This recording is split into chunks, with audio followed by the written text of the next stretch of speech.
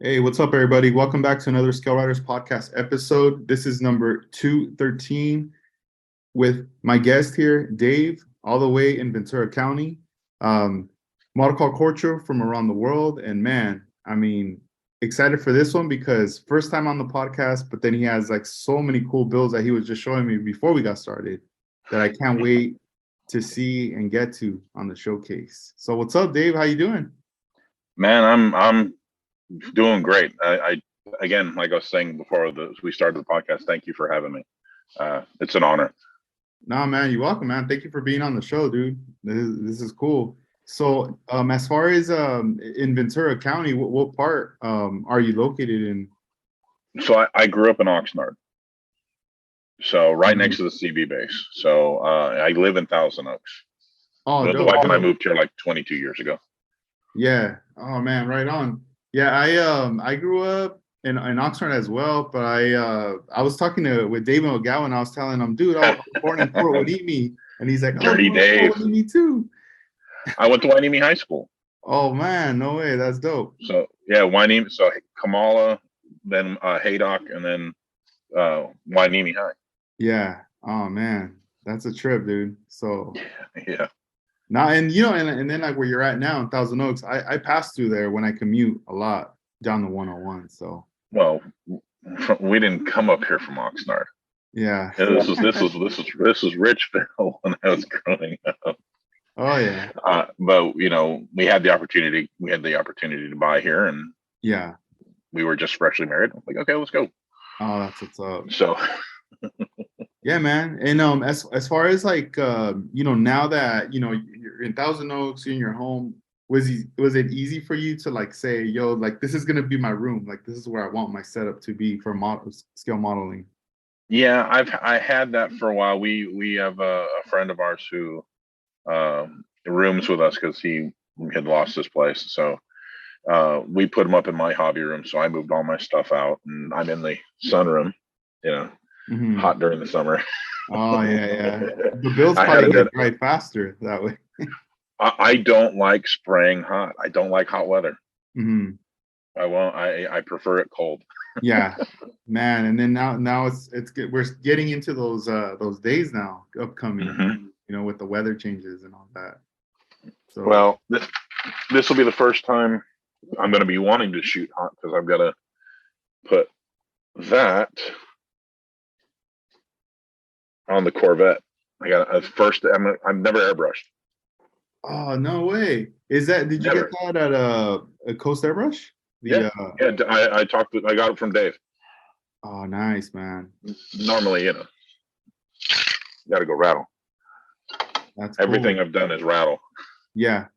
No man, that's good. That you got the paint and you want to airbrush. I feel like I still use rattle cans for many purposes when I'm building up my models.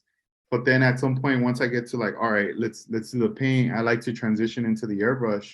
But Yeah. at some point later, I start to realize, you know what, I like having both, like they complement each other and they come in handy, hand in hand. Yeah. Well, that's a fact. I've got to learn how. Yeah, man. No, that's pretty cool. And as far as the airbrush, did you have any trouble kind of selecting as to like what kind of airbrush you wanted to use? No, when I had the hobby shop, um, I had my choice. I just never did anything with them. Yeah, So I'm going to start off with, I got a Tamiya that's yeah. never been used. Oh, dude, that's So, nice. so that'll be the one I start off with. Yeah, yeah. Right on, man. And as far as like scale modeling, every guest I have, I want to know their history. I want to know how'd you get started. Take us back to when you first got introduced to scale modeling. Oh, my dad actually. My first model, I can tell you which one it was because I just found the kit again. The first kit I ever built was the Revell monogram. Actually, it was monogram at the time. Uh, they had the snap tight aircraft carriers. They're about this big, you know. But I was sick. My dad brought it home. put it on the tray while I was eating, chicken noodle soup, and put the kit together and started building from there. He had when he died in 94, I liquidated 4,300 aviation kits in 72nd scale that he had collected. Man, that's a lot of kids, dude, right there. Yeah, it took years. I still have kits I've been liquidating since 94. Yeah. And some of those like aviation kits, did you also build many of them? Did you get into that too, or? I do build aviation. Not like what you see, with the military, like the full military stuff. I like race planes. I like weird stuff. So a lot of my stuff is shiny race plane modified stuff. Nice. But And like as far as when you were doing like your models, like was there anybody that to this day that you met like back in the day from building? Yeah, well, Bob Maxwell, I don't know if I slot car race, so Bob Maxwell was always an influence because he knew my dad. There was a couple of guys. I don't, for the life of me, I cannot remember their name. My mom was a rehab nurse, so I would go in and see her at work at St. John's. Well, there was a guy who had been in a motorcycle accident, and he was building models in the hospital room. So he kind of influenced me heavily with the way that he was painting and all of that. And his brother, we started doing the Ventura County Fair, and I was demonstrating. I was 18, 19 years old. I was demonstrating at the Ventura County Fair for years with his brother doing that. Oh man! So they as far as the car side of things, yeah, they really expanded my horizon on that. God, I wish I could remember his name. It's been so many years since I've talked to him. Yeah, it's a trip, man. Because you mentioning like St. John's Hospital, it's like back when I was delivering flowers, and I was in there all the time, like constantly walking in, going up the elevator, down to the stairs, and all that. And after a while, you get very familiar with the place, and I'm just like, it's a trip because I could visualize somebody in one of the rooms, like passing time working on a model in there. Yeah, she was she worked in rehab, so it's the first story before you get to the main building, which was all the stories. But yeah. But that was car wise. He was that was one of the biggest influences until I discovered Ed Roth and George Barris and all of that. When you discovered that, did that just kind of blow your mind, and you were like, "This is like the stuff I'm into"? Yeah, without a doubt. Yeah, I still have a huge collection of Roth kits. I met Ed Roth. At the Cow Palace before the Grand National moved to LA in, what was it, 99? I believe it was 99 at the Cow Palace, I believe, when I first met him. But yeah, I started pinstriping because of Ed. The way I built my cars, the customizing side of things. That was huge influence. Yeah. Well, were you kind of like tripping, like when you met him, like you were like, "This is the guy"? Oh, I'm not one with the hobby shop. I always ran into celebrities up in Santa Barbara, but he was the only one that I geeked out on. Yeah, like I went full fanboy on when I met him. Right on, yeah. Yeah, I had the chance to see him. Was it my birthday when Moon Eyes used to put on the Ratfink extravaganza at Moon Eyes on where at their headquarters down south. The cops had just shut it down. I'd just gotten there. The cops shut it down because people were doing burnouts in front of everybody. That was the last time I saw Ed. Yeah, it was at that show in 01. That's a trip. Tell us, I didn't know you keep mentioning a hobby shop in Santa Barbara. Tell me about that. So what can you say about a grown man living a 10-year-old's dream? So I had driven back to Missouri, bought a slot car business, brought it back out to the West Coast. I was going to put it into Santa Paula. Fillmore on Central Avenue. The guy backed out on me when I was coming through New Mexico, so I had to put it all in storage. Vern, which I'm sure you know very well, Yeah. at Ventura Hobbies. Ventura Hobbies. Yeah, so he had sold Santa Barbara Hobbies to a gentleman, and that hobby shop had gone bankrupt. So he was getting it back out of the bankruptcy settlements. And the wife and I had gone in there, and I was going to buy all the fixtures and the models and open up a shop. And we're like, well, this has been here for 58 years. Why don't we just get it going? So we, Vern and I and the wife, we all agreed this is where we're going to go. So we opened it back up. So I had the hobby shop opened 2006, October 2006, and unfortunately had to shut the doors because of the economy. Just December 31st of 2012. Dang, that's crazy. Yeah, because I mean, a lot of stuff happened like after that 2006, like 2008, Yeah. like 7, 8. Well, 9. we were killing it. Yeah. During the whole thing, we were killing it, but Santa Barbara didn't feel it until 2010, 2011, and 2012 just wiped me out. Mm-hmm. I mean, I met a lot of, Robert Raymond, I believe on Instagram and maybe on Facebook. He's one of my club brothers in the Spru Butchers, and matter of fact, he's vice president. And I met him through the shop. He would come in and buy models from me all the time. Damn, dude, that's crazy. So it's like, you're there, and then that happens, and you're like, what the hell? Like, at that point, it's just that's the only thing you could do is just step away as much as you would want to, like, hold on to. I had to. It was costing me too much money. I had to walk away. And you were commuting back and forth every day from Oxnard to Santa Barbara? No, from Thousand Oaks. Thousand Oaks. Oh, damn. Mm-hmm. Yeah, that's more longer drive. Yeah, 55 minutes door to door. It was a good drive. People were always like, "Oh, that's such a drive." Well, you got ocean on one side, mountains on the other. Yeah. Right? You really couldn't argue with it. It was really good. Yeah. Dang. Yeah. So, matter of fact, here I'll show you something. Yeah. Let's see. So I started this, and I really need to finish it. You remember when the 50 chop top Merc came back out by Revell, that new mold? Yeah. Mm-hmm. Okay. So little trophies and all that. Oh man, let's zoom in on that. Let's see. So I started on this back in 2010 when it first came out, and I haven't finished it yet. I got to get back on it, but Dude, that's nice. That's awesome. I'm trying to hold my words just so the camera gets on you, but man, that looks amazing right there. Yeah. This was the predecessor to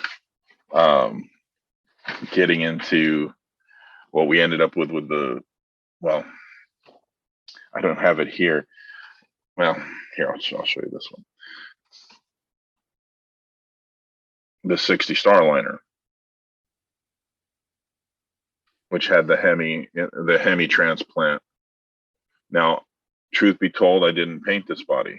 A buddy of mine had all the House of Color paints, and he squirted the car for me. But everything else, interior and everything, is all done. And this car's been done. This car's been done a long time. It's been in a number of different magazines. Man, that's cool. Yeah, that's a nice build, dude, right there. And yeah, man, I mean, I feel like what you were saying earlier, wanting to get into airbrushing, it's never too late, Well, that's exactly it. Now that they're doing, mixing has always been, and it's funny that I am afraid of it as I am, because I worked with Gene Winfield for years. I watched him paint. I was there when Maybelline was done. I worked on Maybelline. I was there.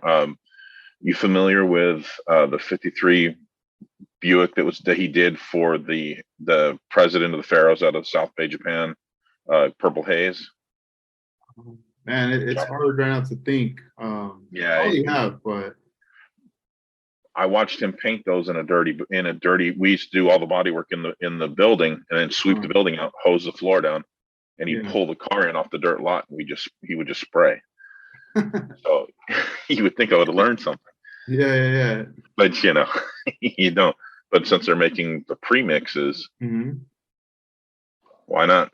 Yeah, premixes are dope. I when I had started, I remember buying premixes at first, but then after a while, I was like looking more into like, all right, if I want to mix this or get a particular tone, and then I started just like, let's say if I had a pearl, I would start applying the candy concentrate into the pearl to give it more of a richer color. Like the same color, like let's say if I had like a pearl blue, then I would put a candy concentrate of blue, and then that blue would be even more richer, like more. Nice. It would just like enhance it more. And and Armando Flores was the one who was like telling me like, hey, you should throw in some some concentrate in there, like a few drops or something. And I'm like, all right. And then I was like, oh man, it's like it's getting brighter. guys like Armando, the talent that it's hard to go to shows because you get all the talent. It's just like you guys the paint is amazing. I've got to learn that aspect quickly. No, yeah, I think like at first it was always like that mystery, right, of getting like of the layering of the paint and all that, and then what made it more intimidating later was the clear coating, because now it was like, oh, I don't want to ruin the paint job. So then after you start to feel comfortable by layering your clear, now the next thing you have to deal with now is polishing. Yeah, see, I don't. God bless. I wish I can't remember her name. I guess is it Lionheart Motoring? You just interviewed her. Yes. Katrina. Kristen. Is that right?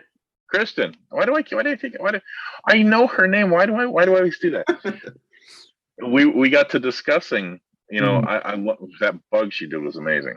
Dude, killed it. Yeah. That and as short as she's been building to be, but I mean, bro, seriously. But I told her I don't polish my cars. The stuff that you see like the 56, that's all straight out of the can. That's base coat, second coat, multiple clear. And then no rubbing and no buffing. But it's shot cold. 60 degrees or under if I can do it. Yeah.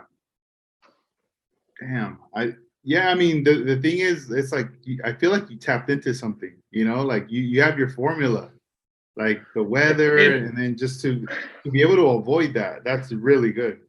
Yeah, there are points where you have to. The 56 has not seen a polishing pad to get the surface flat. Yeah. Neither did the 50.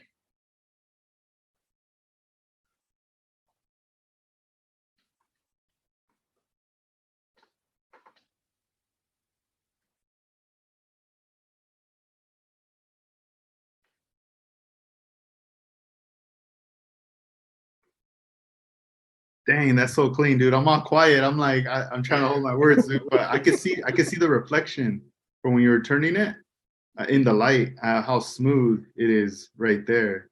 I still remember like the first time, just like having to like sand, the down, and then it just gets really like dull, like a matte finish, and just freaking out for a moment, being like, oh, dude, I think I just ruined the car right before my eyes.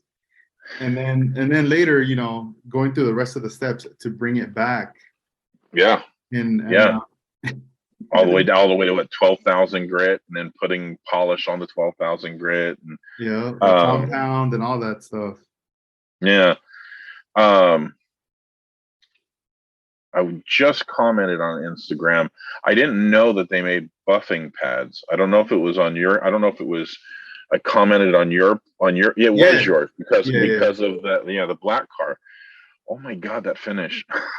No, thanks, man. Yeah, so the homie Scott Scale Builds, who I tagged, he was the one of the ones who like he like on one of the episodes he explained how to do it.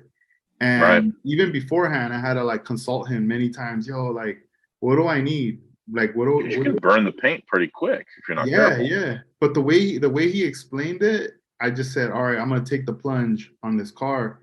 And I went to the Lowe's there in Oxnard on the Okay. Boulevard, and I found the that brand Dremel that they sell. Yeah. They have a Hmm. micro Dremel. The kit is about, I think at the time it was like $90, but it ranges about 90 to 100. Okay. And it's a wireless Dremel, and it's really light and small. So this way you don't have like a cord or anything, like messing with the Yeah. weight. And Scott told me, look, when you use this Dremel, put it at the lowest speed, which is like number 5, and you could just just don't keep it in one area, just move it around, and you'll be fine. And obviously avoid like any like edges or Yeah. Because corners it's like gonna wear right off.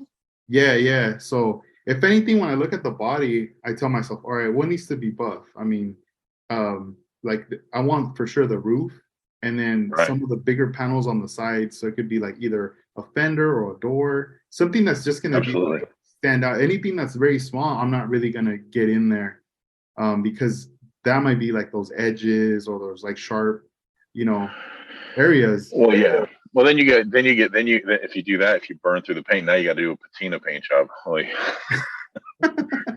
Right? I remember telling no my offense to anybody out there that likes patina paint jobs. I'm not a fan. I was telling my homie Casey, like, if anything, I'll probably just put like a decal and then clear it again, just to make it seem like it's a little bumper sticker kind of a Exactly. vibe. Yeah, I did that with. I don't have it. I don't have it with me. It's up in the display case.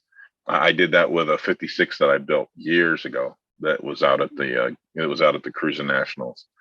Yeah. Um, yeah. Dang. Hey, let's get into that Datsun, man. I keep staring at it. I see the back. Show us. I'm gonna zoom in on the screen up there for you. Let's see. Tell us about this car. So what was it? 2020 when Dedicated did their Datsun build off. So you had to use the pickup truck. I had been introduced to I guess you'd call them the proper name is Bozo Zoco cars. So the big fenders, the big pipes, but I didn't want to do a car. I want to do something I hadn't seen anybody do yet. So the pickup was the right choice. So the front end wound up being a 500 front end. It's the 500 motor that's in it. The fender wells are spoons. So those are bent spoons glued on. Of course, you got to have the pipes. You can't have that kind of car without the pipes. So I did the Pikachu style pipe. Um, the the tonneau covers actually, I made that decal. So I don't know if you can see the kanji that's on there. So my wife laid it out. We put all the cherry blossoms on there because I called it the cherry blossom special. So the kanji that's on it says cherry blossom special. Um, so this was my first import that I've ever done. I had not done an import before this, so it was a blast. I kind of really enjoyed that. And then the hood, again, I printed out the decal, and then this is actually a Japanese Army squadron uh, kanji from World War II. So I figured, we'll just put it in there just for the heck of it. But yeah, that was a blast. That thing was a hoot.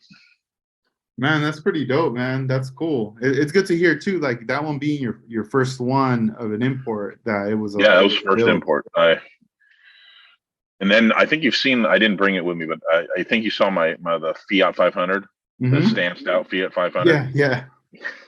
That's a I cool little mean, thing right there. yeah, and Man. that's because I did this one. That I did that Mhm. stanced out 500. Oh, it was a precursor to that one. This was the precursor to that one. Yeah. Dang, that's cool. like when you do a build like that, you're stepping into another genre of build, but then does it just feel good having that freedom of like, I'm gonna do this, I'm gonna do that, and then all these ideas just kind of start coming together, and you put it all It out there. it's weird how that works. I don't like going off reservation. I'm a custom guy. I'm a hot rod guy. But every now and then you there's something that just catches you. It's like, okay, yeah, I got to build that. Like what we're doing with the Iceman build, the Iceman build off right now. I am so far off reservation right now. It's not even funny. It's like when they say, "Hey, man, I think we gone too deep. We got to go back." Oh, bro, I have gone beyond too deep. I mean, when I don't use resin parts as a common rule of thumb. The the back half, the back half of the 50, the roof, that's all styrene and putty and mud. The motors, a kit motor. Same with the 56. You guys watched the build with the 56. This is promo parts. This is styrene. This is that type of stuff. With this build off, because everybody does resin. 3D printing is. Having a hard time wrapping my brain around it because I'm so used to scratch making everything to where you can print stuff now. Come on. I got to think. Was it Dog 3 models? Dutch, yeah. Yeah, Dutch. So Dutch sent me the 572 with the Holly injection for it. Um, oh my God, I just posted. Hold on a second. I just posted for him. Yeah, Rust Factory. So, I was having trouble with another resin chassis. I'm not going to say who, but so he sent me his chassis. So I had to widen it a little bit for the body I'm doing. So I'm using 3D parts that I'm not used to doing. So again, prep work and all of that, I'm learning what I've got to do with this stuff. Dang, that's cool. So yeah, these are like the first like parts you're starting to get and use and prep, and as Yeah. far as like stepping into the of use of the 3D. 21st century, as it were. No, but yeah, it's a trip, man, because in the beginning, I still remember, I was talking to one of my homies that like some years back, maybe like I don't know, 2017, 18. There was only like a couple people who like were like printing, right? And then that Yep. was it. And whatever they would print, it was like, all right, this is what's available right now. But it still didn't grab everyone's attention. It was hard to wrap behind it, like our brains.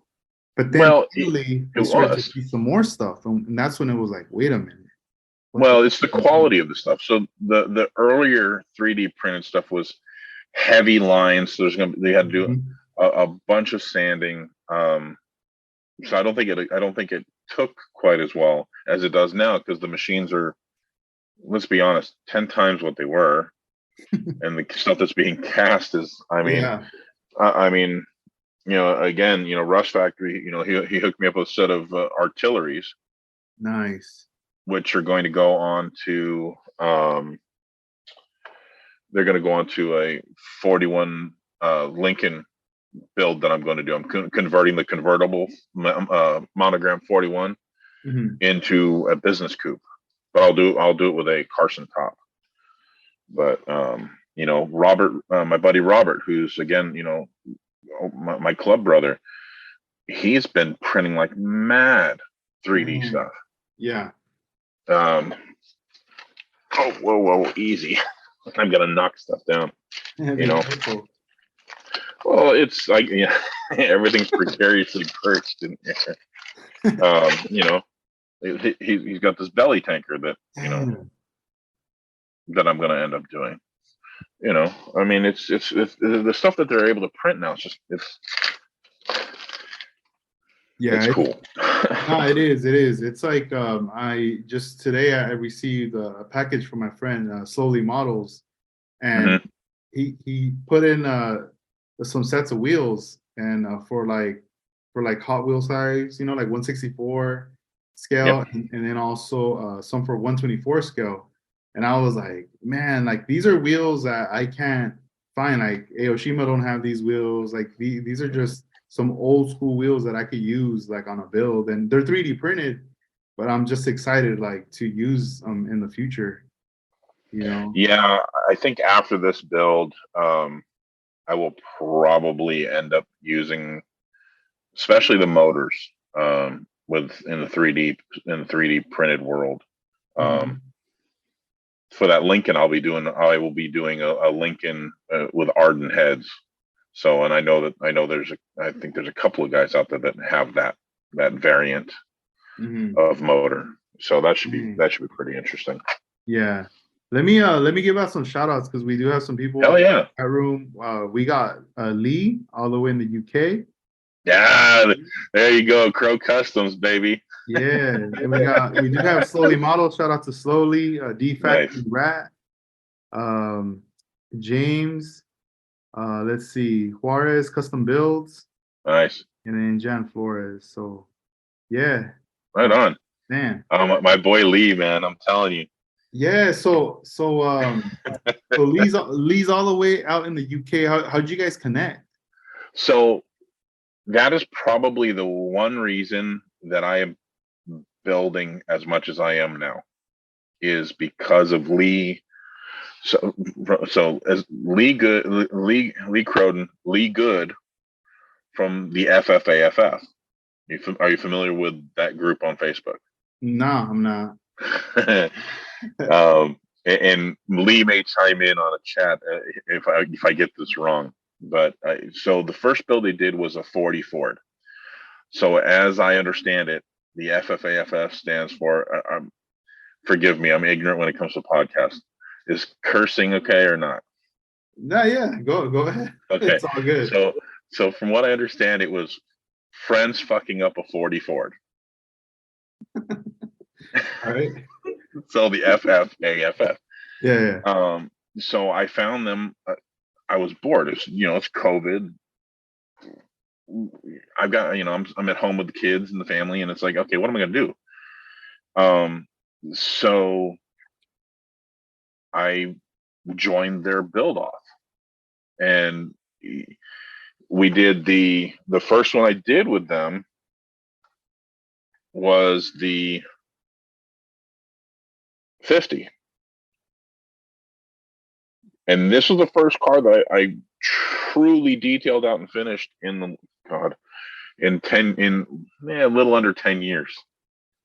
I mean, I built smaller stuff, but nothing I kept. I pulled it all apart and used parts for other things. And Lee and I started talking, and we've become friends. I mean, there, once a week, maybe once every other week, we're Facebook chatting, across the pond, just discussing builds and life and models. It's very interesting.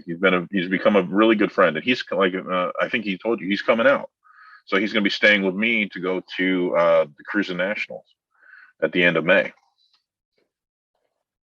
Man, that's dope, man. Yeah, because from speaking with him, he was saying this is gonna be, I believe, his first time, right, coming out to Yeah, California. it's his first time. Well, it's not his first time coming to the States, but it's Mhm. the first time on his own.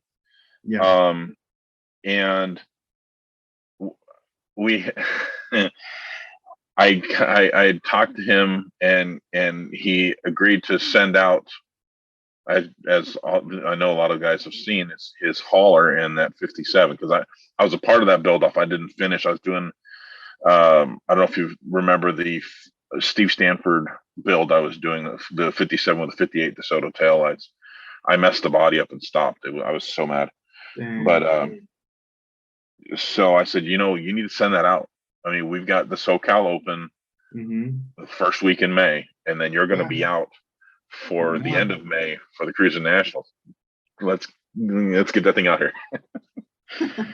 And he took the leap of faith. How he wasn't losing sleep, I'll never know, and he he probably was. Yeah. But the stuff made it. Uh, it's 100%, and they're ready to go. And then we're excited to have him. We're excited to have him out here. He like I said, he's become a good friend. Yeah, man, that's cool, man. Yeah, because I mean, I could see how when I see his builds, I see your builds, I could see how you guys click, and also it's just like that. When you're into something with your homie and you're Yeah. bouncing the ideas and everything, it's definitely motivating, and when you're Oh, like without a doubt. building. I'm telling you.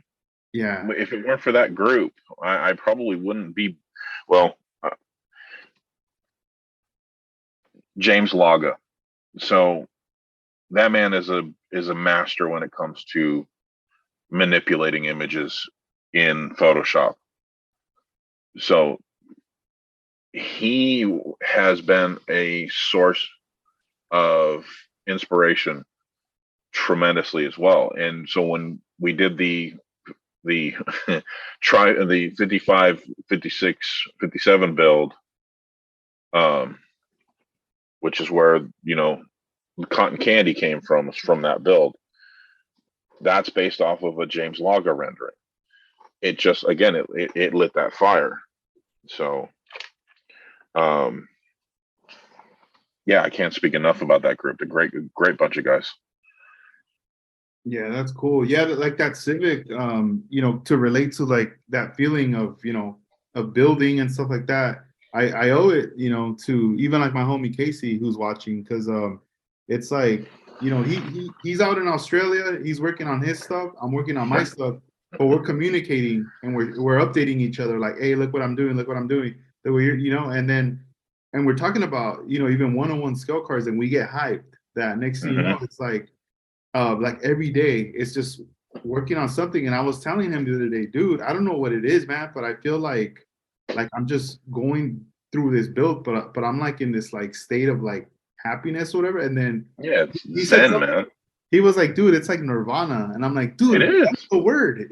That's what it is. Like, I'm not even tripping. Like, even if I would mess up, it's like I feel comfortable that I'm like, I feel like I can correct this, like, Right. so I'm just like, every day I know what I gotta attack, to get Yeah. it close, because I'm trying to get that civic done for the SoCal Open. That'd And be cool to see. yeah, man, I would definitely want to bring it out. And then it's crazy because, like I said, today I received, those wheels from him. Right. So I'm over here opening the box. I don't even know what's in there. And next thing you know, I unwrap the an import car that he just finished building not too long ago. Oh, It's this Velside Aoshima kit, and I couldn't believe that I have it. I was like, what the hell? And I was telling him, dude, I'm taking this to SoCal Open. Like, yep. it showed up on time. I'm taking it. I'm gonna put it on the table, and I'm gonna put one of your stickers next to it, so people know, like, yo, this is the build you made. Yep. Absolutely. So it's pretty cool, and I'm excited to see Lee's builds too, man. They're at the show. Yeah. I've got he sent out, as you know, the hauler and the 57, and then I saw you saw the pictures. So he also Yeah. sent out the asymmetric 49 that he did, which again, uh, quite the build. The idea is just it it's good stuff. It really is. That's good, man. Nah, I mean, thank you to both of you guys for sending stuff out, because it's cool, man. It's giving us an opportunity and everyone else to see this at the show. Well, that's exactly it. I mean, it's one thing to see it on Instagram and Facebook and all of that, but with the amount of following that a lot of the stuff gets, the 56 cotton candy. I mean, Don Graham just put it as a cover car in his magazine and did a whole spread on it. I know that Willie is doing the same thing, but seeing the cars there, so you can see the minutia, see the detail, see where the thought process was from the builder to the car. That's a whole different animal. Yeah, no, yeah, definitely, because like you see it. I mean, you could take photos to look at after, but while you're there, you have the chance to see it in person. You take it in, and you're just like, dang, dude. You start seeing all the stuff, and you start to think like, what inspired him? How did he get it to this point? On that Oh build. yeah. Well, that's one of the things that I miss. I used to put on a whole lot of model car shows back in the day. So I started George Barris's car show out of Culver City, back when he did Back to the 50s. I For 3 years running, he asked me to do it. I did it. No, things transpired, and his Mhm. daughter got involved, and I got. But Primer Nationals, John Parker, um, of course, Cruising Nationals. So that's the one thing about the model contest. You get to see firsthand what these guys are building. Yeah. You get the inspiration from this. So Dang. How was that experience when you have that responsibility of like hosting your own, the model uh, show? How's that like? I miss it, to be really honest with you.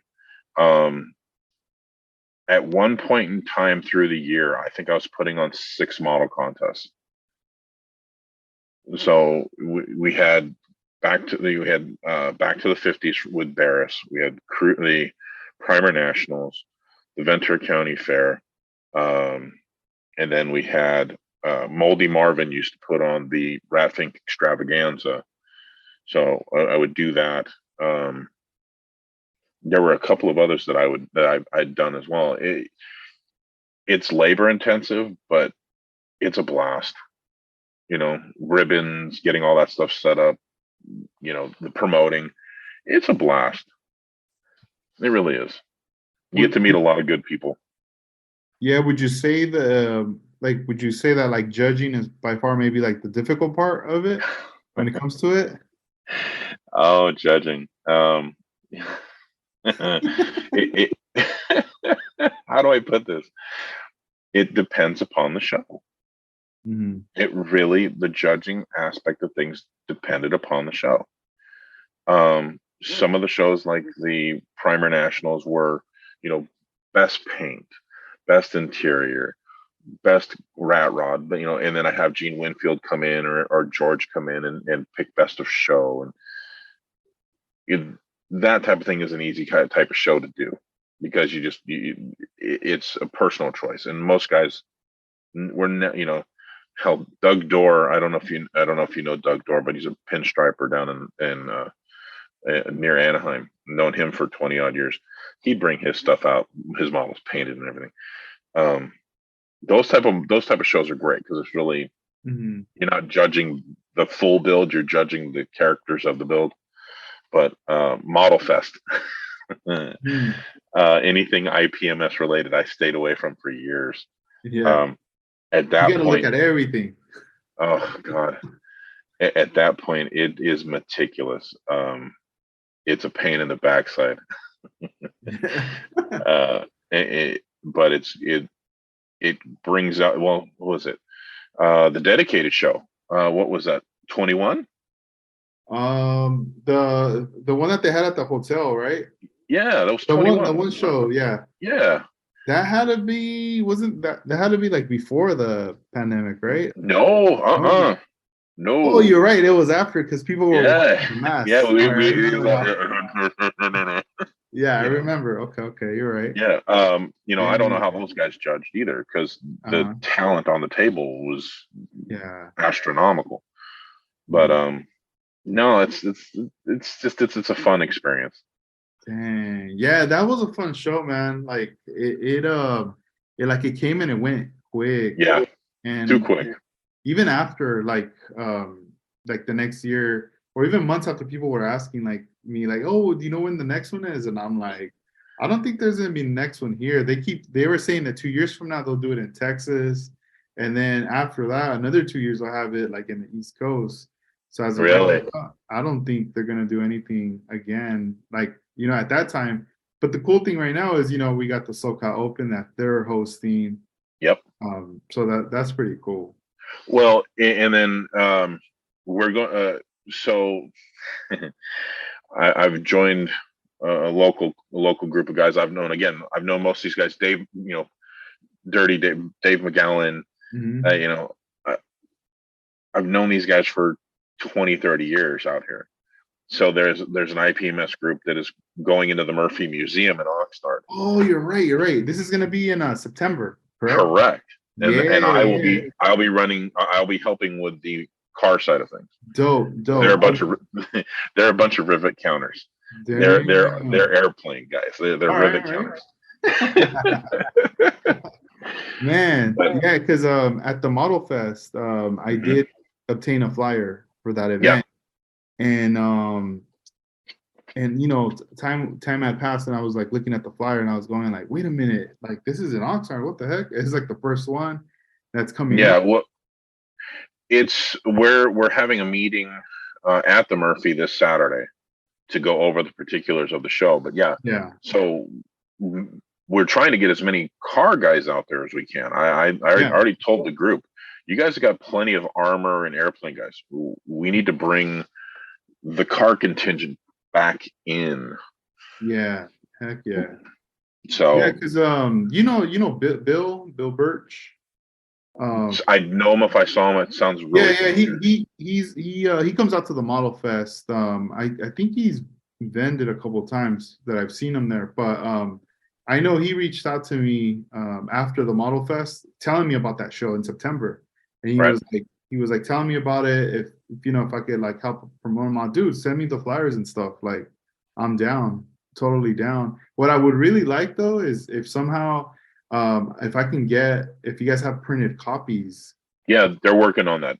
Yeah, it would be dope. I'll be down to like put them in like orders or whatever. And that's just get them I'll out. let them know. That's rad. Hell yeah.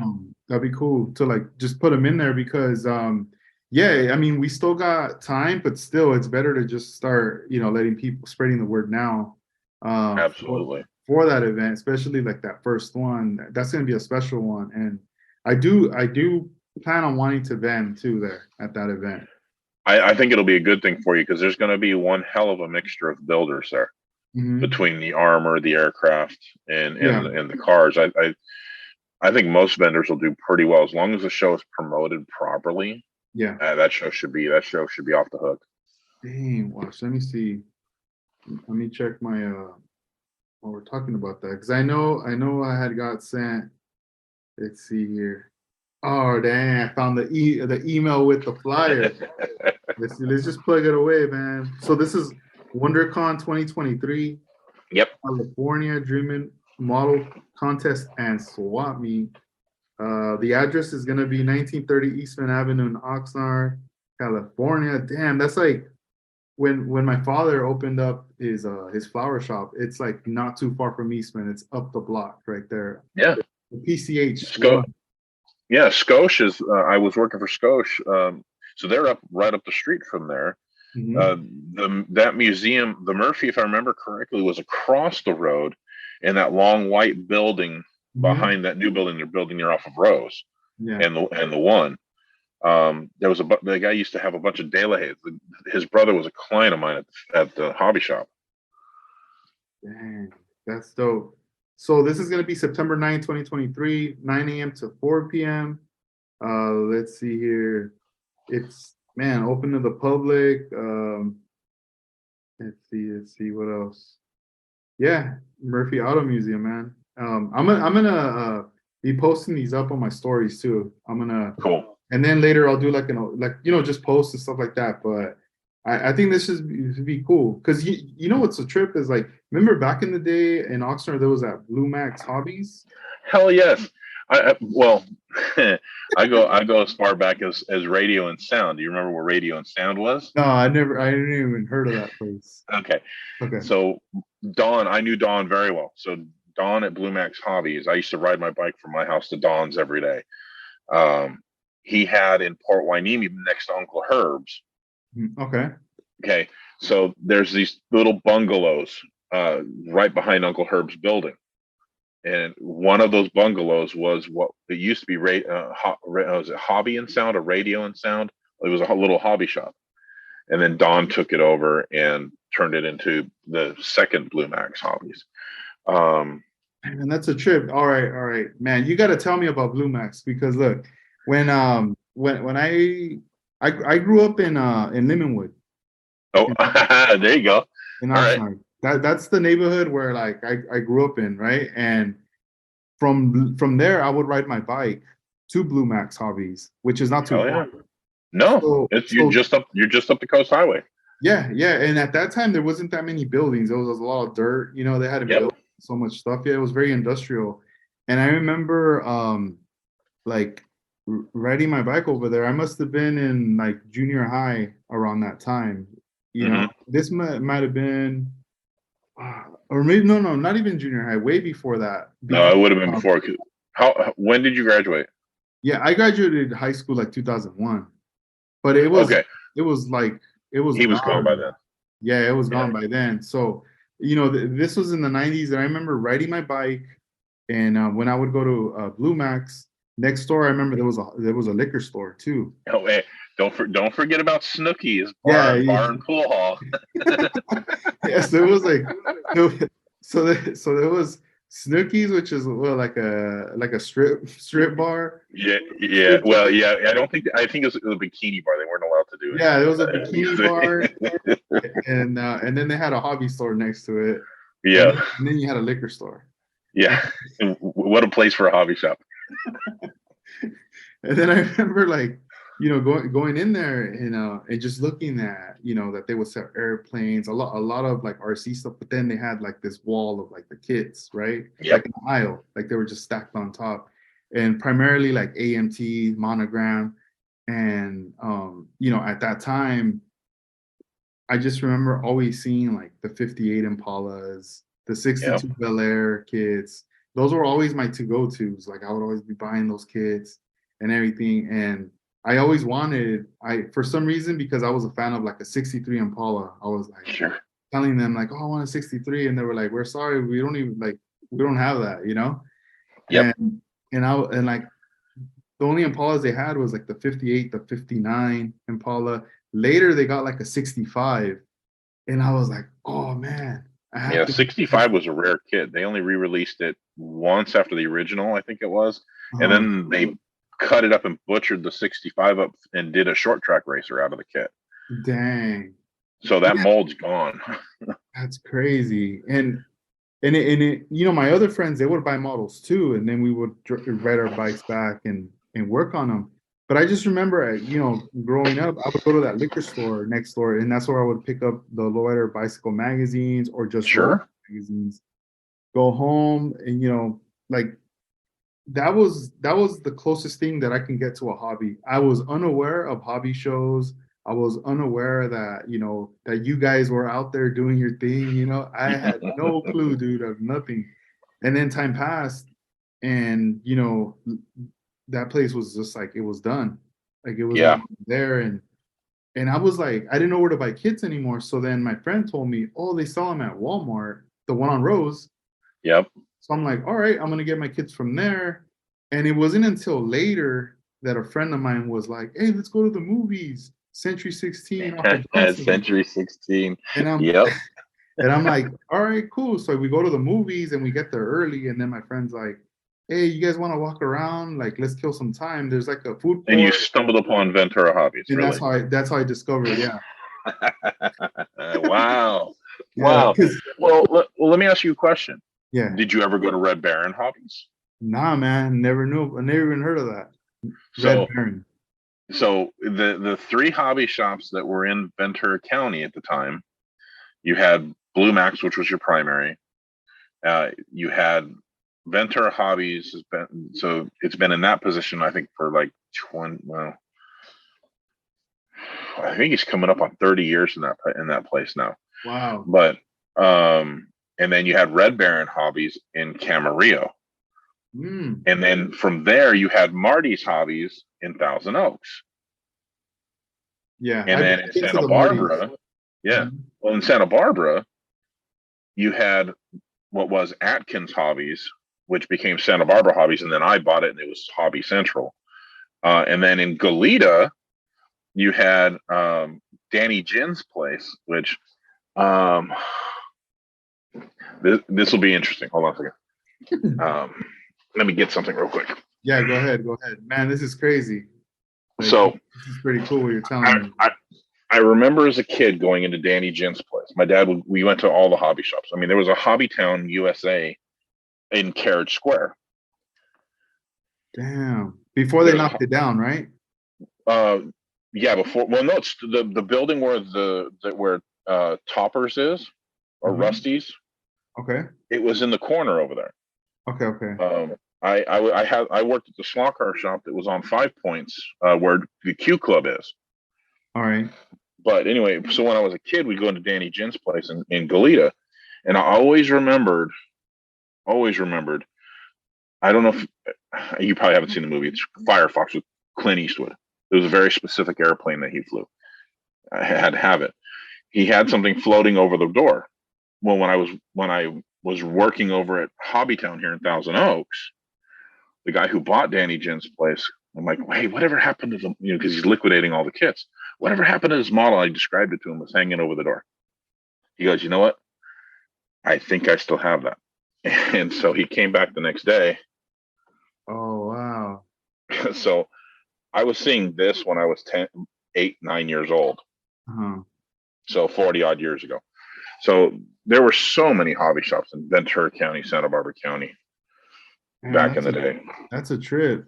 I had no idea, man. And when I had stumbled across Ventura Hobbies, when I walked in, I was like, dude, like now I know that there's still a place where I can get kids and get paint and whatnot, right?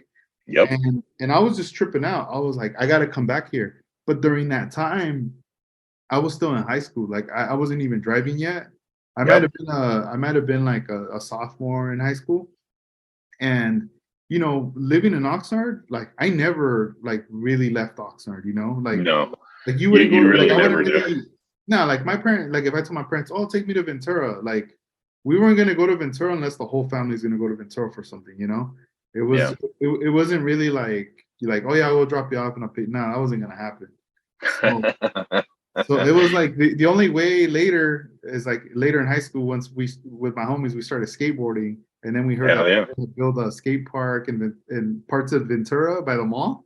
Yep. That's when we started taking the bus to Ventura, and then That's hilarious. we would end up out there. But then again, it's like time went on, and when I was reading one of the like I had never owned the first issue of Lord Bicycle magazine. I Right. ended up getting that later as an adult through eBay. And when I was reading it in the first issue of Lord Bicycle magazine, in the model section, they feature,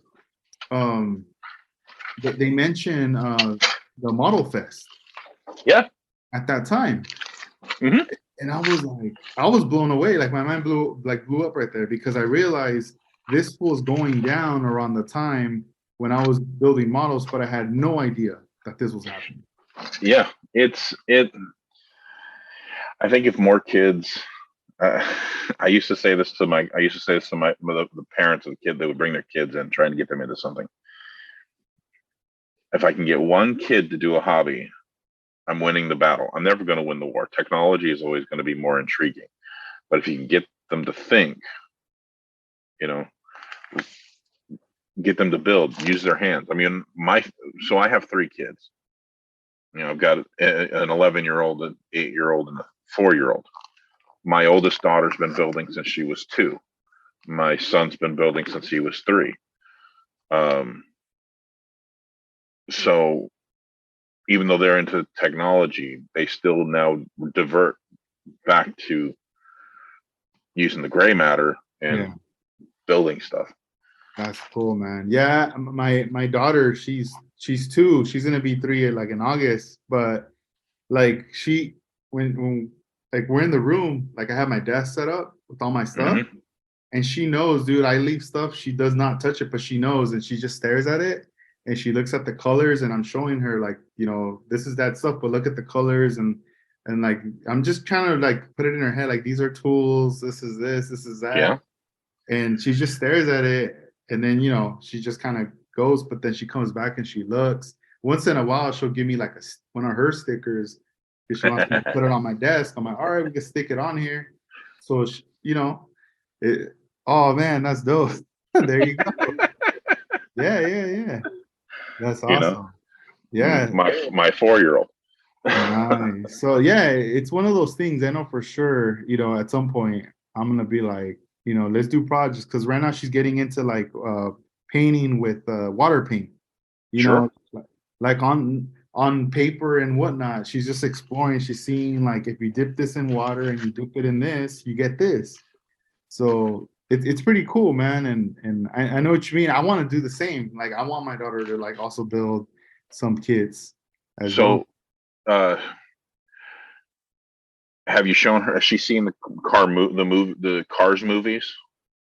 Yes. Hmm. Okay. Does she kind of dig it? Yeah, it's because she's we're going through like the Disney movies, right?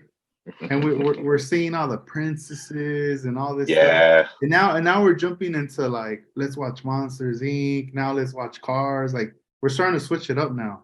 And she's Okay. starting to get into it. And she's starting to kind of be kind of like, what the heck? Like what's If going she on? latches onto one of the characters, Mhm. whether it's from Cars or planes, the model company Svezda, I think I'm saying that right. It's a Czech company.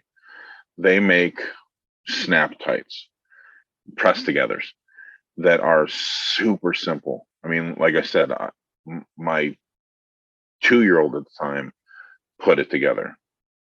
I cut the stuff off the sprue, but she assembled. Um, 3 years old. I don't know if you remember seeing her.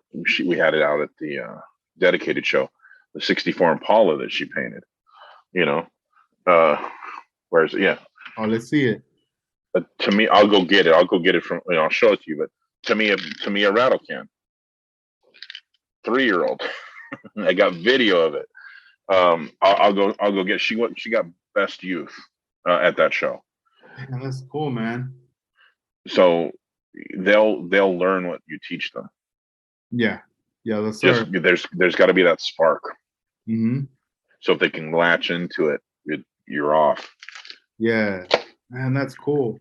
And regarding going back to like those hobby shops, like Yeah. during that time when a lot of those shops were open, was it one of those things that like did it just be a cool feeling knowing you could go to all these different places that were all in town? There it was always it was always one of these things with my pop. Don't tell your mother that we're going here. And he so he would always end up buying kits. Drove my mom up a wall. But I knew that if I was going with him, that I'm coming home with one. Yeah. So All right, I won't say nothing, but I want that one. that's it. I'm good, Dad, but it's gonna cost you that one. Um, yeah, God, the first model contest I ever entered into, I got destroyed. Mhm. Absolutely destroyed. I thought I did amazing, and Yeah. I got it was at the Hobby Town there. God, I think I was 10. So 10. Yeah, I might have been 11. I was coming into junior high at that point. Yeah, man, I got wrecked. When you saw like the kids, was it kind of like I got to go back to the drawing board, or how was? Would you? No, I quit. Oh, I'm like, really? Damn. I'm done. I'm Uh-huh. like, no, man, that's crazy. Um, but obviously you don't quit. Yeah. It's once you've done it, you've done it. I'm actually going to try and recreate that. I'm going to try and recreate that car. Mhm. I have all the parts to do it, to Yeah. recreate what I built back then. So that will probably be done in the next year or two. Yeah, man. Did you keep a lot of those kids from back in the day? No, a lot of the stuff got. If I, it's like I was telling Lee. We had a conversation about this a couple weeks back. I, funny enough, don't have a lot of the stuff I built. If it, I got to a point where I was doing shows where it wasn't, placing third, second, or first by 2 shows. Okay, start pulling parts off of it, Mm. toss stuff into boxes, and build something else. Yeah. Um, I have the oldest car that I've got that's built that I still have my hands on is when I built in '98. And that was went to an IPMS meeting. So I had rivet counters judging my car. And it took in that show, so I kept that car. And then of course, the 60 that I showed you, and I've got 3 others that I didn't bring out, but I've still got a number of cars that are probably 25 years old that I've kept. Yeah.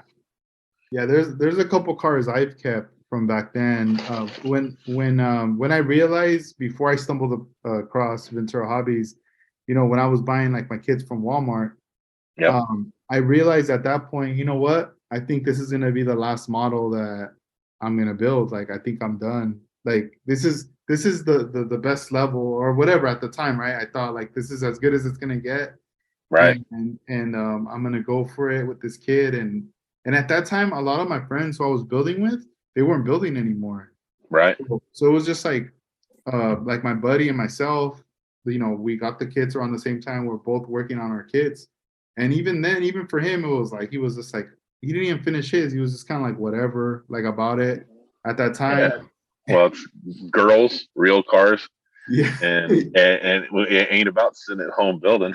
Yeah, man, things change. And then I just remember I had the 67, and I never primered any of my models at that time. I would just get the paint and just spray it, rattle can it.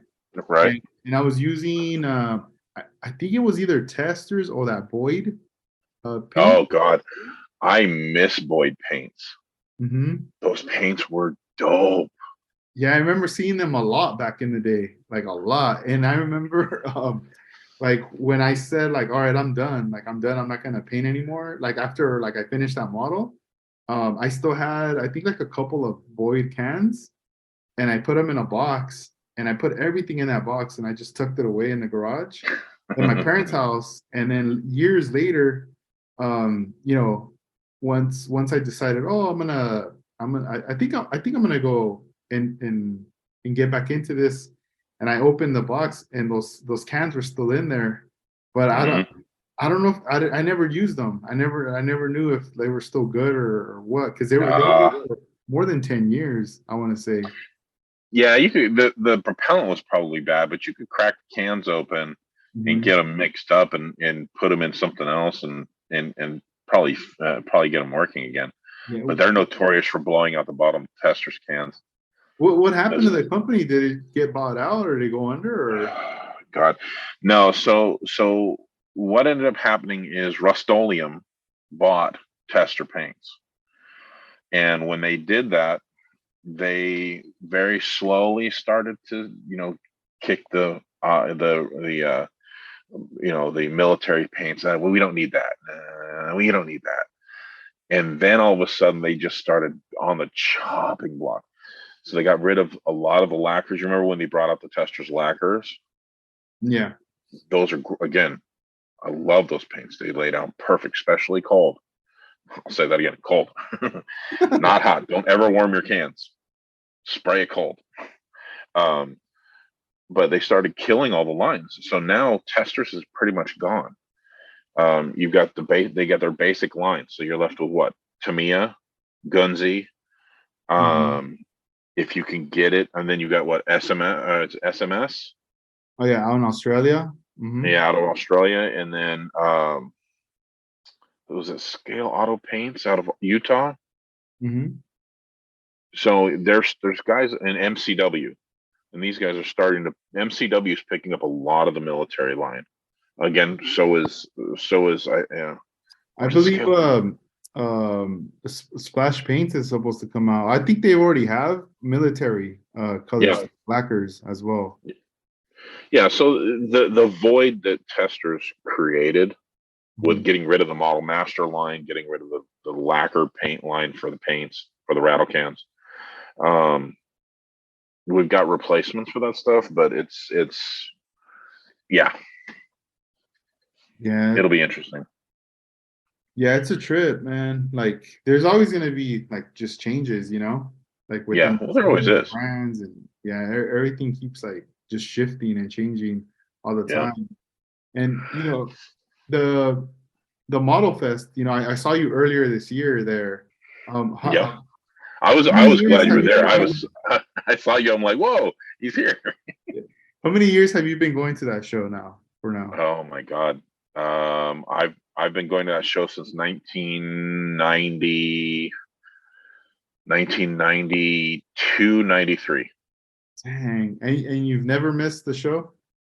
I periodically I've missed the show, but as a Yeah. common rule of thumb, no. And I've gone to that show. Well, I started going to the show when it was at the Westlake Hyatt, Hmm. and then it went to the Ventura County Fairgrounds, and then it went to Vern moved it to the CAF in Camarillo. Camarillo, yep. I remember Hmm. that and, one. and then things went sideways with that nonsense, and back to the fairgrounds you go. Yeah. Um, but yeah, I mean, I've been going to that show. Yeah, I would say not 100%, but I'd say not at least 80% of the time I've been going to that show since 1992. Yeah, it trips. You know what tripped me out is that day of the show, right when I'm leaving, right? I look, like when you enter and like Vern's right there with all. Right away, I see already the flyer for the next year, Yep, and I'm he's no like, joke. damn, bro. I was like, damn, we already got I could already book my table for next year. Yep, That was pretty yeah, cool. he that's how he operates. He once that show's done, that show's in the books. Let's move on to the next year. Yeah. So yeah, it's always good. I've been judging with him Mhm. at his show. God, I was assistant superintendent at the Ventura County Fairgrounds for a couple of years, and I was out at the Ventura County Fairgrounds, God, for a dozen, 15 years, somewhere like that, Yeah. uh, in the hobby department.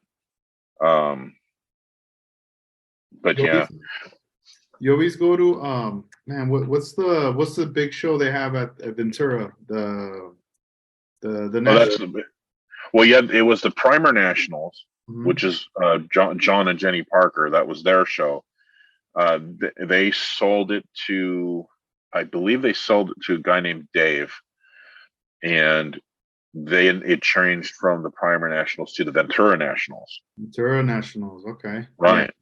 The Primer Nationals was 2 full days, three if I remember correctly, because Friday night it was the bowling alley, and then you had the show Saturday and Sunday. Um, that was again that was great. That's when you had Back to the Beach. You had the Rat Fink extravaganza. I mean that entire time period was amazing.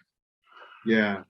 And like now when you go to these shows, like you still find a lot of inspiration in the one-on-one scale cards that are being busted out or premiered. Not as much anymore. It's Mhm. gotten ridiculous.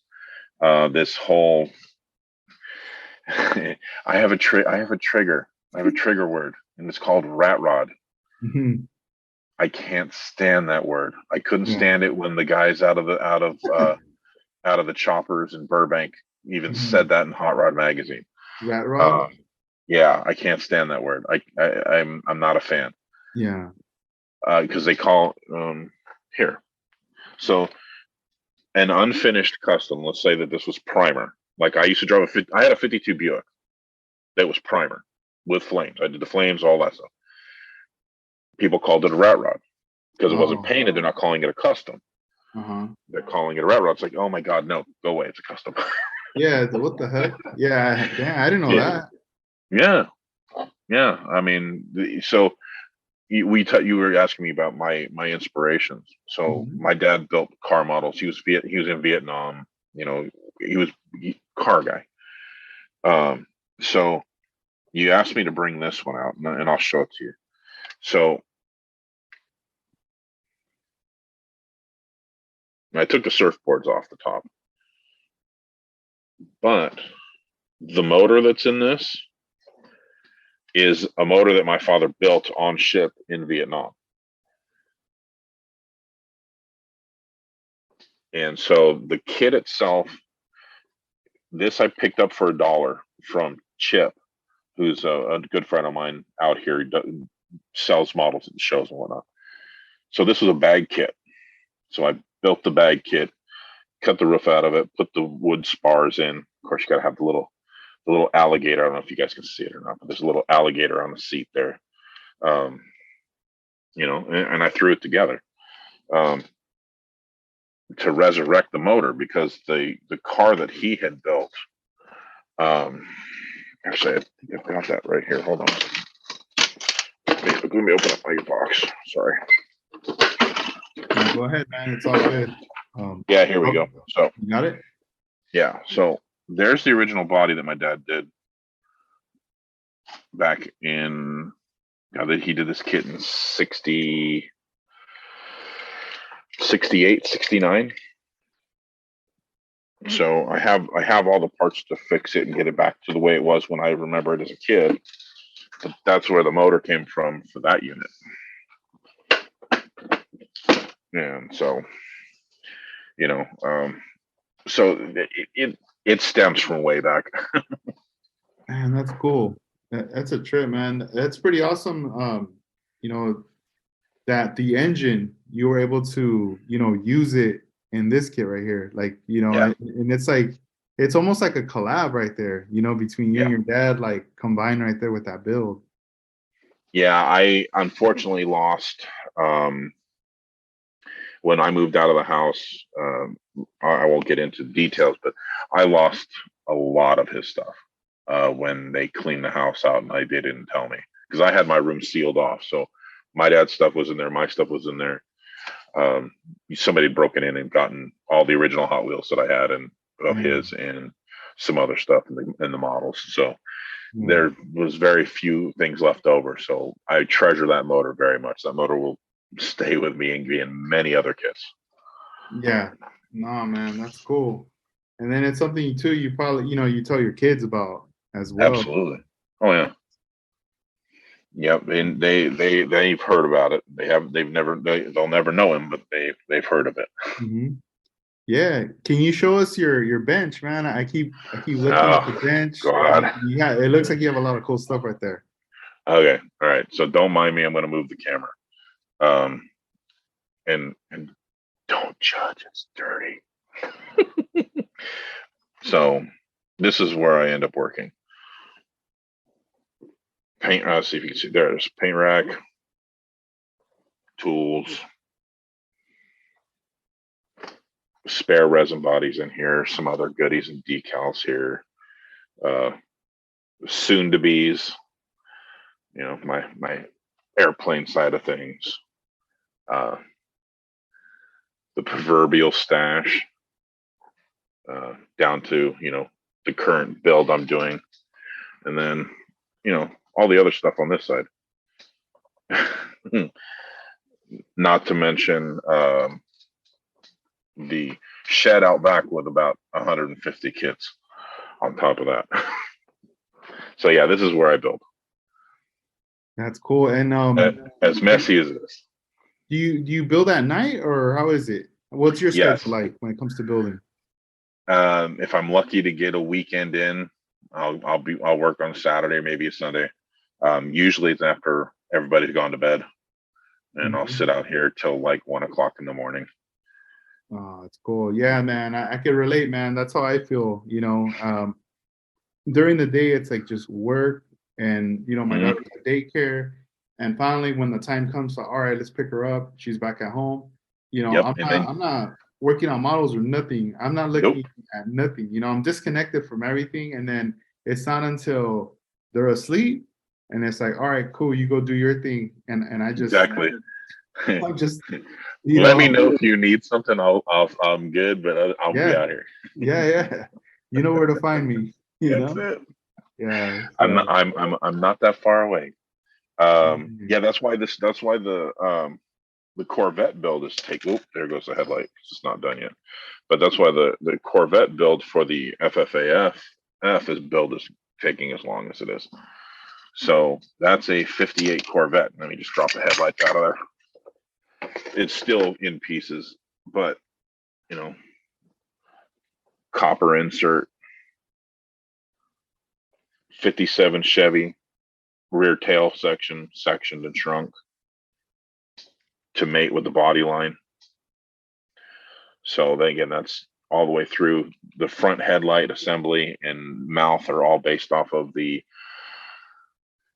60? I think it's the 61 style line kit that I pulled this stuff off of. And then 58 Impala center section. I don't have the steering wheel put in, but I've got a separate steering wheel coming off the end, so it's not attached to anything. So it's a floater. And then again, rattle can, no rubbing, no buffing. That's cool. When it comes to the rattle cans, as far as like the clear, are you using that TS13 from Tamiya? I like the TS13.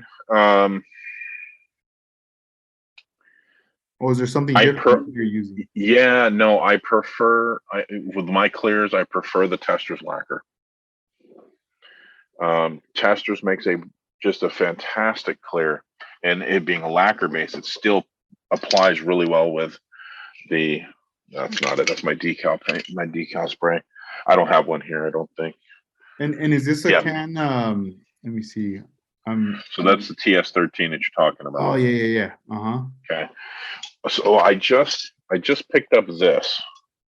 Ooh, I have one of those. I haven't used it yet, but I heard those are dope. But I don't know yet. Tamiya. Is it? Yes. They just wrap the packaging. Yeah, this is Tamiya. It's if you look at the cans, the cans are exactly the same. I haven't used it. I'm going to use it. I'm probably going to end up using it on the Corvette. Yeah, I've seen. He's on Instagram, and I believe it's Mr. Model. I want to say he's also in Southern California, and not Mr. Model. It's what am I saying? I can't remember his Instagram handle right now, but he does a lot of JDM builds, but he does use that spray when he's because he does these videos on YouTube and he's showcasing. And when I saw him, the results he was getting, I'm like, I got to get that can. So, I'm gonna have to see. I've heard a lot of. I think I know exactly who you're talking about. I think it's Model. I think it's Model Mods. The name might be. I'll look after we're done. I think you're right. But I picked that up at Burbank House of Hobbies. Oh yeah, there was another one. Sorry. Yeah. Not too far. So Burbank House of Hobbies was already around, right? Around that time. Oh, Burbank House of Hobbies was around. Has been around for a long time. Yeah, from like 50s or 60s. Yeah, from 50s, and then you had crazy. So the stuff, the hobby shops that I used to go to as a kid. So you had Smith Brothers on Reseda, and then from Smith Brothers, then you come into Burbank. You had Burbank House of Hobbies. You had Tony and Addie's, so TNA Hobbies in Burbank as well. I knew Tony. He passed on, unfortunately. I think it's 2020. They'd shut the shop down. It was his mom, it was Addie, and his dad, and then him, and then of course, because we did the IPMS shows, our IPMS meetings out of Space Park in TRW building in Redondo Beach or Manhattan Beach. I think it might be Manhattan Beach. You had all the hobby shops down there, and there's still some of them are still around, but I mean. Man, that Smith Brothers you mentioned, have they been in the same location from back? Smith Brothers has been in that location for, I'm gonna say ever. They've been there for a long, long time. Dang. Yeah, they had them. I didn't even know about them until maybe like 4 years ago, before the pandemic. I remember one of my friends was like, "Hey, let's check out this hobby shop," because during that time we were just like trying to visit whatever hobby shops were around. And I remember going in and they were like, "Oh yeah, we just acquired this collection from someone who I guess had passed away," and they had a lot of they were still sorting a lot of the open box kits, and if it was missing like parts, they were just like, this one's $5 or $10 or 15, depending what was missing in it. But I was like tripping. I was like, dang, this is like I never knew this place was here. And then, we're like getting a bunch of stuff at that time.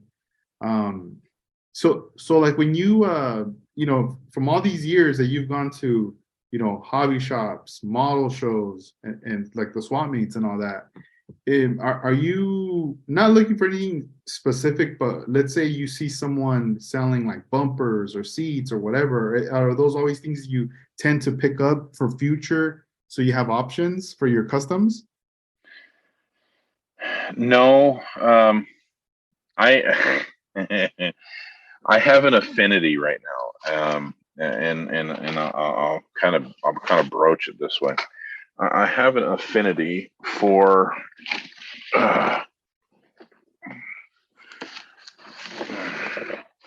dare I say bag kits, $5 kits. You know, like that's a customized 60 Starliner sitting in a bag. So I end up going this route because you can get stuff that people haven't used, and a lot of people don't use the custom parts. So what you end up with is all the really good custom parts for really cheap.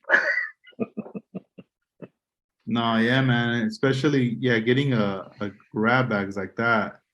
I picked some up a while back from he's a vendor. I believe his name is Cruz. Yeah, David. Yeah, David Cruz. Yeah, dude, and he and his wife are great. yeah, and like in the bottom of the tables, yeah, hell yeah, the bag kits, and I would rarely see people digging down there, and I would be like when I had just met him, and I'm like picking and just grabbing stuff and finding stuff. Yeah, that's where I got this one. Was David had gotten a bunch of kits, and this was just sitting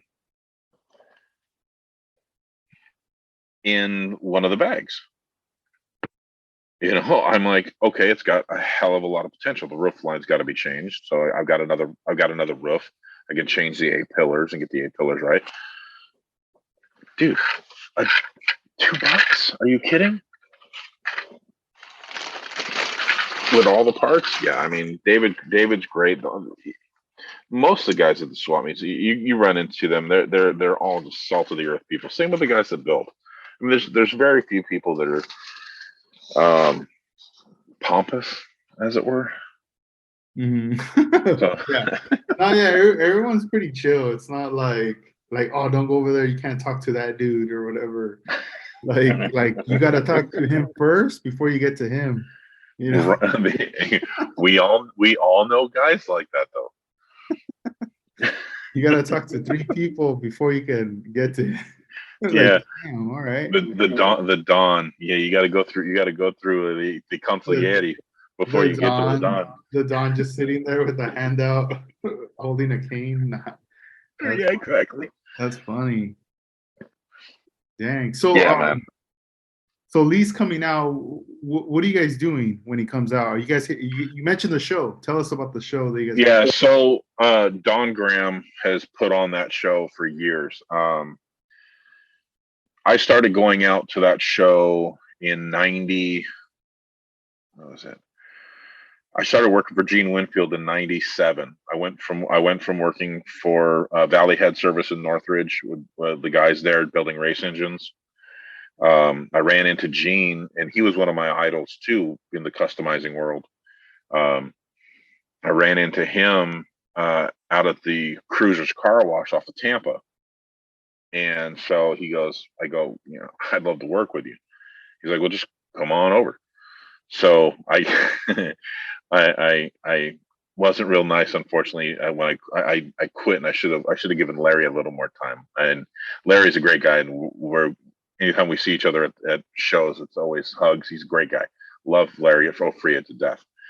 But so I went to work for Gene, and it was out on Eaton Street off of Sherman Way at his shop.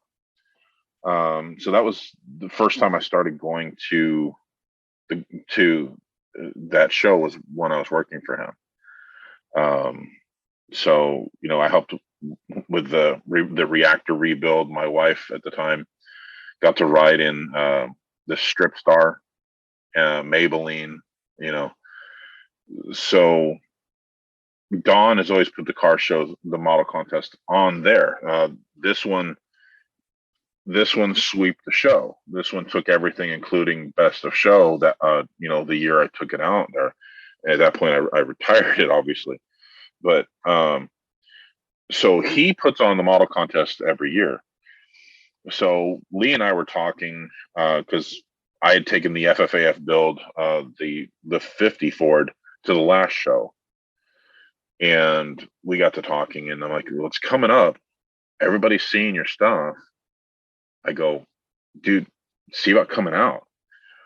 And so one thing led to another, and he's like, yeah, okay, sure. Okay. And I said, you can crash at my place. It's all good. So what we'll do is, so he's flying in on the 24th. And then, so I've already booked the hotel up there. So we're going to go up the 26th for the cruise. And then the 27th is the model contest and car show. So, John DiAgostino is going to be there. Um, Keith Wiesner, Gene, there's going to be a bunch of big name customizers and stuff out there. And so it's a bucket list. It's a bucket list, trip for him. So we're going to do that, do the show, and then do a SoCal circuit with the hobby shops. And he wants to meet up with you. I know he's talked to you about that. And just meeting up with all the guys that he can down here while he's here. And then he flies out again the beginning of June. Nice. Yeah. So yeah, I know most likely like probably after that show that you guys are gonna be out there, I'll be able to link up with you guys. Yeah, that'll be great. Yeah, that'll be great. I think it'd be cool for us to definitely link up, Well, the goal is to get him to all the big hobby shops in Southern California, the Peterson Museum. Pardon me a sec. I know that he's trying to get a hold of Dave Sutton over at Galpin to see if we can see the museum and all the stuff there, because there's some bucket list cars for him there that he wants to see. That Galpin, that's it's right off the freeway, right? Which freeway is it? Yeah, off of Roscoe. Okay. Yeah, in the valley, off the 405. Yeah, 405. There you go. I've been there once. That's a nice place. Hell yeah. Museum. Yeah, and with him with Dave curating it, it will, hopefully we can get him, we can get him in there to see that stuff while he's here. Yeah, I mean, dang, just gotta show him, be like, dude, check out the kind of work I do. I'm coming from the UK and this and that. Well, exactly. He's the beauty of it is he's got an in with, I think he talks with him off and on. Okay. Through Instagram or Facebook. Yeah, man, that'd be very inspirational to be able to come out and see this stuff, take it in. He's gonna have a hoot. I'm beyond happy for him. Yeah, dude. I originally thought that Lee was from out here when I saw his work. Well, his styling is very Southern California. Yeah, his styling, with the whole bubble top thing, and I know Lee's watching it. Dang it, Lee, because of you, I'm doing bubbles. But his style is very early to mid 60s bubble style stuff, and it's impeccable. I mean, let's be honest, it's period correct, which is great. I love it. Yeah, man, that's gonna be exciting. Because I do see him too. Like, he's been posting like all the work he's been putting in. Well, you see that Buick he's building? Yeah. I don't know. I always get excited when I see his updates with because you get to see the befores and then the after, and you go, oh wait, what the heck? And sometimes you do recognize some parts that he's using, and you go, wait a minute, I remember seeing that in this kit, or like, oh, he's gonna use it like that. Crazy. Yeah.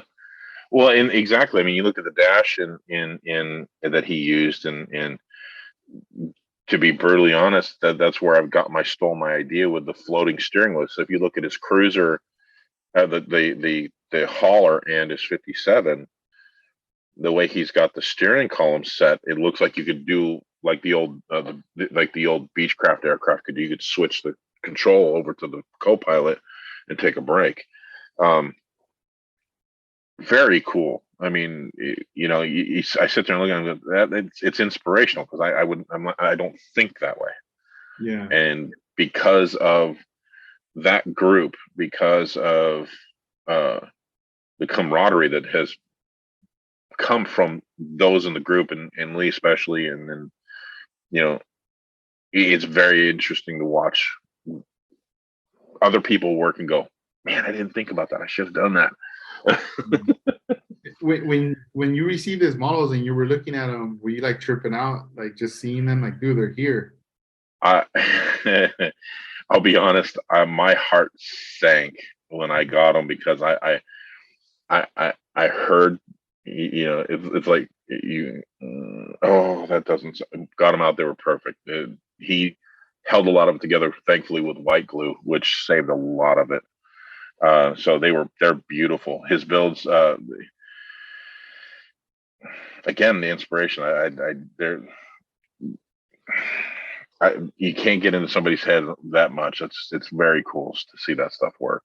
The asymmetrical 49 that I've got in my hands right now. Looking at that, I'm like, okay, so now I'm inspired to do a channel job. Now I'll channel a 49. Mm-hmm.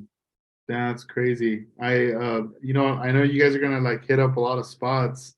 I hope he brings like extra luggage, like a bigger luggage, to be able to like bring all that stuff home. I think he's got it pretty well planned out, where he's going to be taking the hauler and the I think he's bringing out one or two others for the show. Okay. On top of what he already sent out. Yeah. So that's all got to go back with him, and he's going to keep those as carry on, as I understand it. Mm-hmm. So I don't know if he's going to be able to, or if he's going to be wanting to, or send stuff via FedEx or whatever, or postal service to get to him.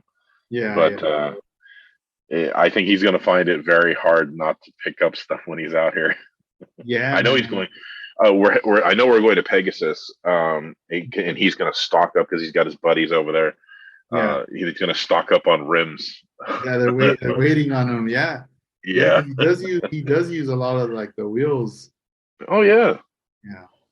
Oh yeah. No, it's funny. I was going to send him out. I'd gone to Pegasus because he had sent me something that he can only be gotten in the UK. They won't ship to the US. Let me it's something he built. I was just jonesing over when I saw it. Which is it's a Chinese cabinet. If you go look at his on his Instagram page, you'll see it. It's a little Chinese cabinet, and it's 1/24 scale. Well, you've got all the little characters and the phones and all the custom tchotchkes out of the older kits. And he's sitting there putting them on the. I'm like, that's way too cool. I have to have that. So he sent this out to me, and I was going to send him back.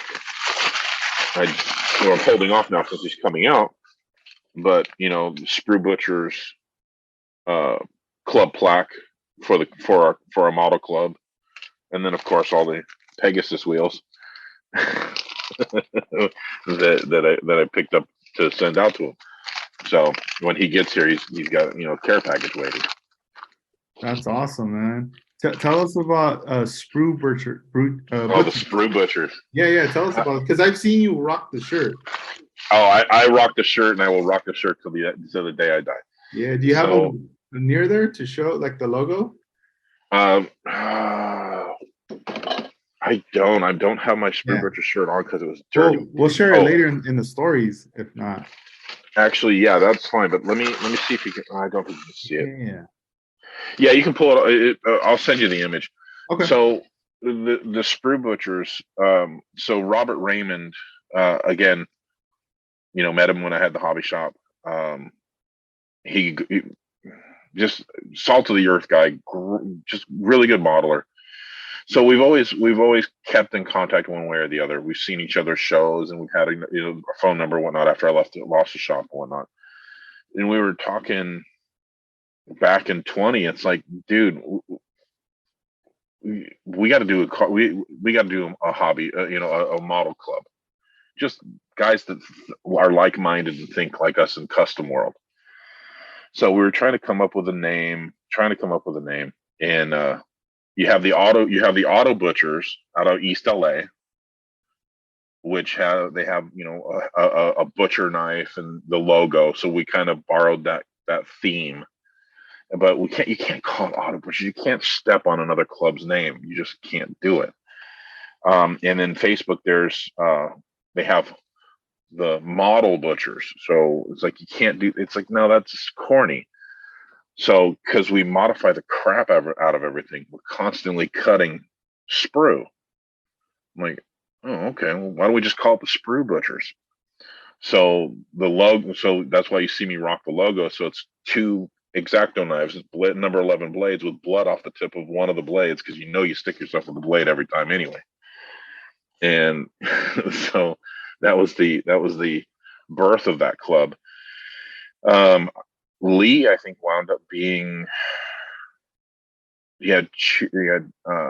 Chewy was our third member between after us two, and then you had Lee come on board. So Lee, and then Yoshihiro. I don't know if you've seen his work. The guy's just absolutely amazing. Yoshihiro Habara. Where's he based out of? Japan. Oh, okay. So his Instagram handle is, I think, Terry Habara. Terry Habara. Okay. Yeah, look him up. I mean, the man is a monster when it comes to building just accurate customs. Like the stuff you saw in the stuff you saw in the little pages that I live my life by building customs. The stuff you saw in this, he just got done building. You gotta look. Everybody's watching. You need to look at Terry's stuff. It's phenomenal. If you're on Facebook, it's Yoshihiro Habara. So we asked him to come on board, and then Furby Miguel, we have him, and God, I'm drawing a blank right now. So rude. I can't believe I'm drawing a blank. Lee Goody. Well, I call him Goody because his last name has an E and it's good with an E. But so Lee, and then Rick Hoving, big auto restyler, Custom Chronicles, that type of stuff. So it's just a bunch of guys that do customs and hot rods, like-minded guys. That's dope. And we're all over the place. Like I said, Japan, the UK, Australia, Netherlands, California, Texas, Tennessee. Oh yeah, James Texas Scott is another one of our guys. And then we brought on a couple of new ones. Tommy, can't remember his last name, but that guy's a building fiend too. He's been posting like crazy with all his builds lately. So, no, that's cool, man. That's dope. Yeah, because I remember seeing the your shirt and I was like, oh, it's pretty dope when I saw the logo and the knives and everything. Yeah. God, I apologize. I really should have had, and that's a failing on my part. I should have had the logo handy. Yeah, no, it's all good. It's all good. We could always share it on Instagram, so yeah, people could check that out. I want people to see that on there. That's pretty neat. The logo's dope. My wife designed it, and I said, no, we got to do this. Got to do this. Got to have this. And no, that was great. That's cool. We're actually going to have 4 of us. I think 4 of us at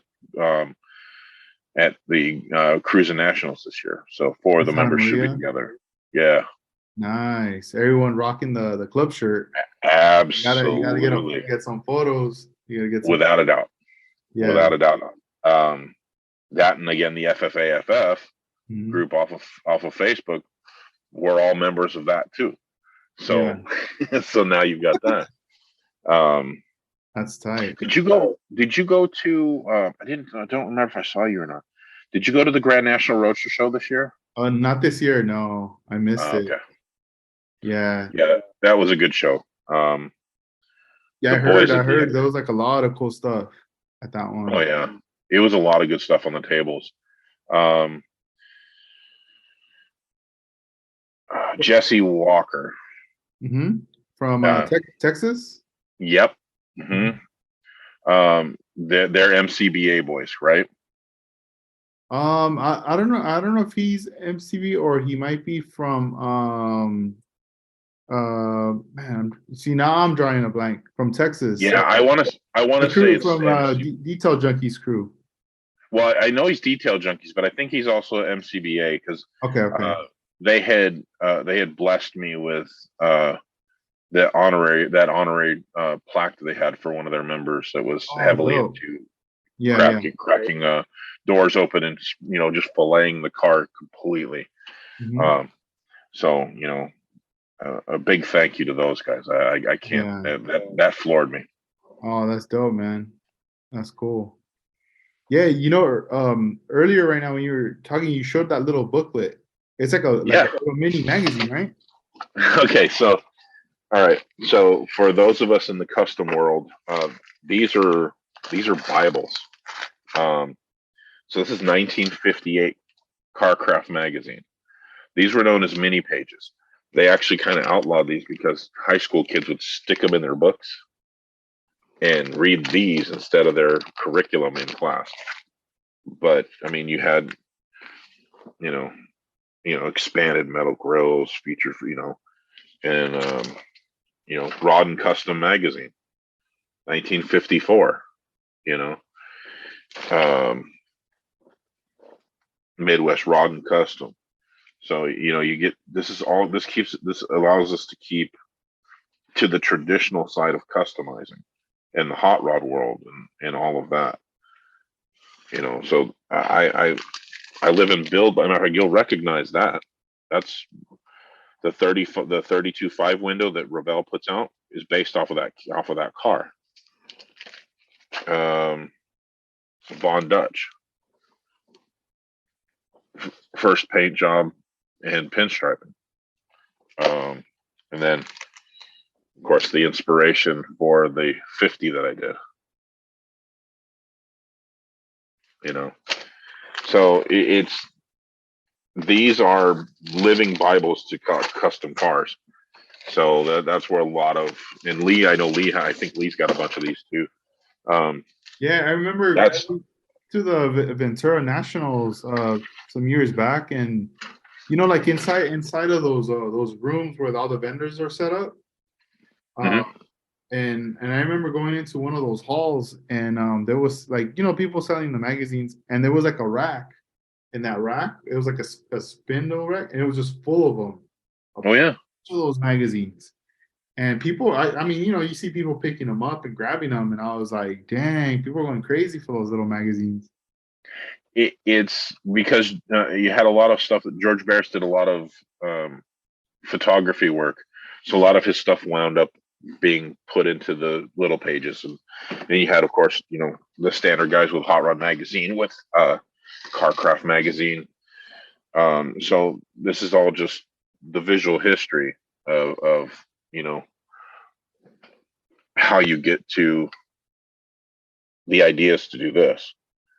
Mm, Um, the ideas, you know, to help you get along to get into the bubble stuff. I mean,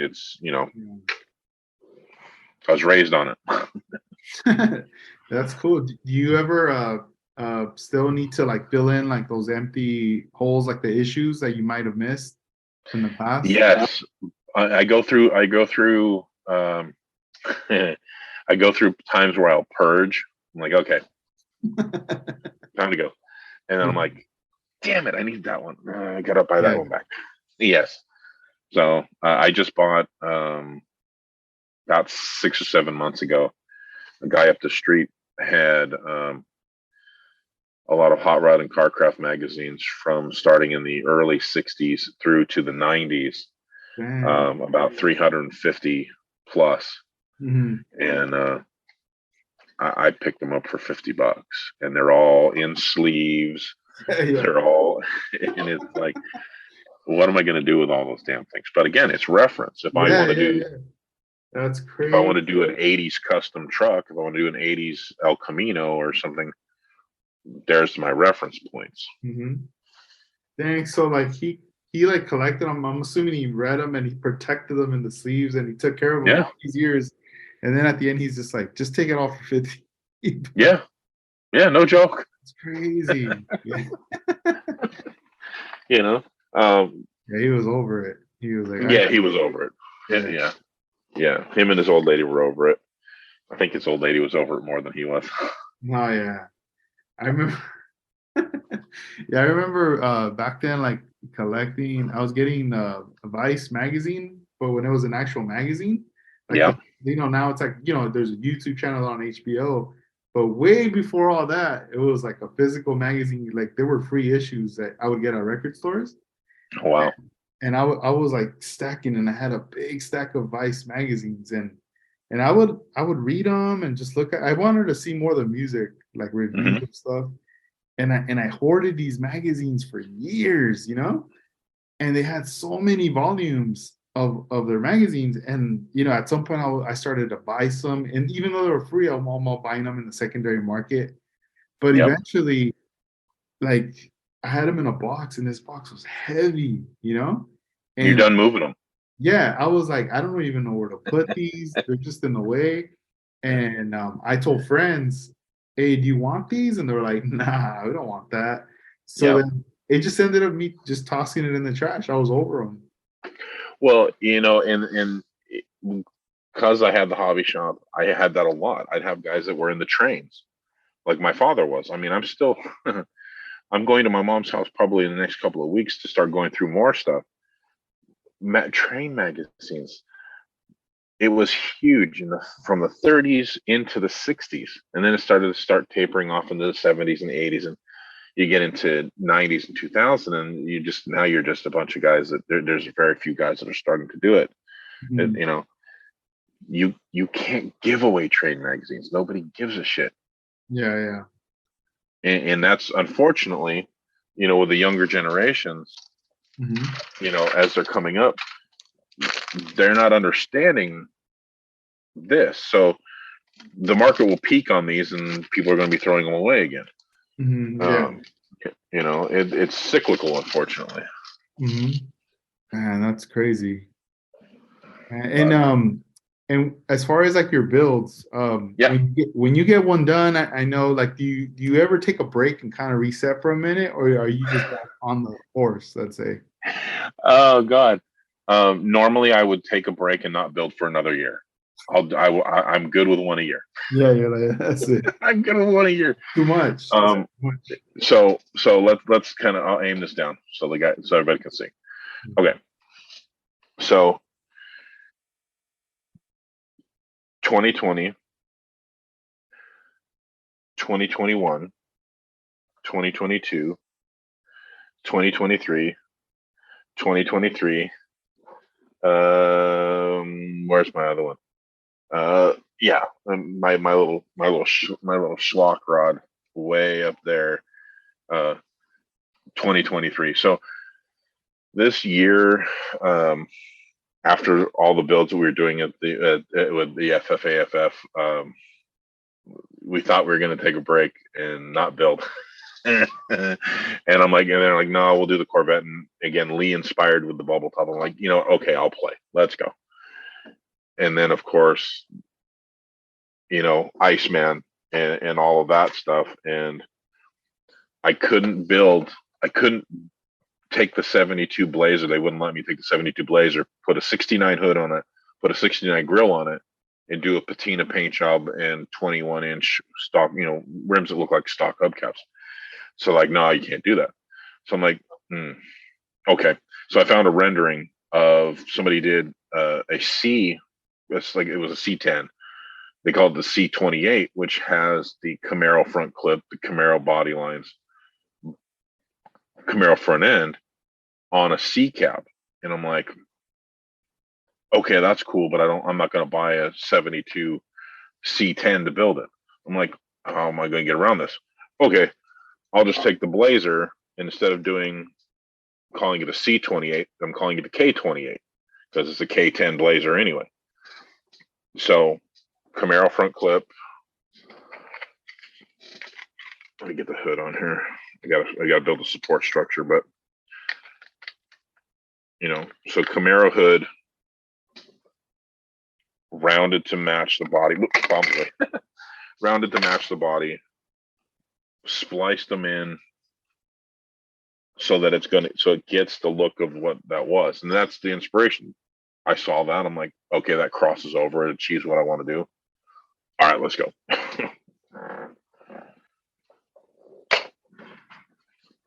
Yeah, that's different. That's pretty dope. I've never seen anything like that. You see your photos on Instagram, and I'm like, damn, like you can see the cuts and everywhere.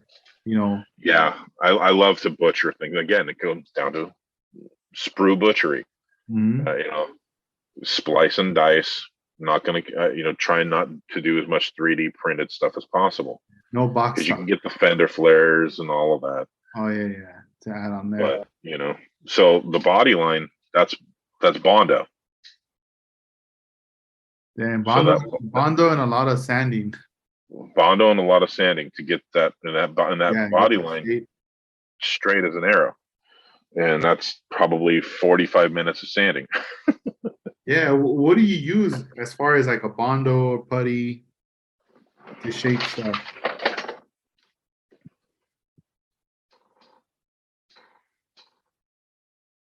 Just good old automotive Bondo.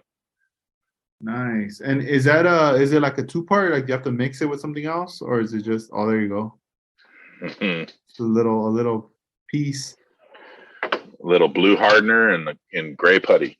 Yeah, dang. And how long when it settles, when you start working it, like, is it in hours or is it like the next day? No, God, no. No, depending upon how hot you mix it. Again, that's one of the things I learned from Gene. Yeah. I learned how to mud and all that. So depending upon how you mix the hardener, it depends upon how long, it'll determine how long it sets. So the hotter the mixture, the shorter the work time, but the quicker you can start sanding. The longer it takes, the more adhesion you get, but the shorter it takes even longer to be able to sand it. So from when I put the mud on the body, so I could address the body panel line, from when I did that to where you see it right now, which is significantly far away from being anywhere close to having being where I want it. That's about an hour and a half. It was set. It was set within 15 minutes. I let it. It needs to be just tacky enough, 220 grit to cut away all the heavy stuff, and then back down grits. Dang. So is that what you call it, mudding, when you're applying? Yeah, you're mudding. Yeah. Okay. Yeah, because it's literally like I mud. never heard that, so that's good to know. Yeah, yeah, you're laying mud. It's because it's the consistency of a good heavy duty mud, and you're just smearing it on, getting the contours, being able to, it's basically like working regular putty. There's no difference between it and like the old squadron. Well, there is a bunch difference, but it's still the same theory. You're shaping with the Tamiya putty. You're shaping with the squadron putty. This just gives you a little bit heavier platform to be able to create bigger shapes. Let me pull this out here. The other thing that I like to use a lot of is this. I don't know if you can see it. There you go. That's better. Let's see, epoxy sculpt. So 2-part epoxy. So you mix these two together and you can hand shape everything. Is that like a clear, like a gel kind of material? It's a clayish material. Oh, okay.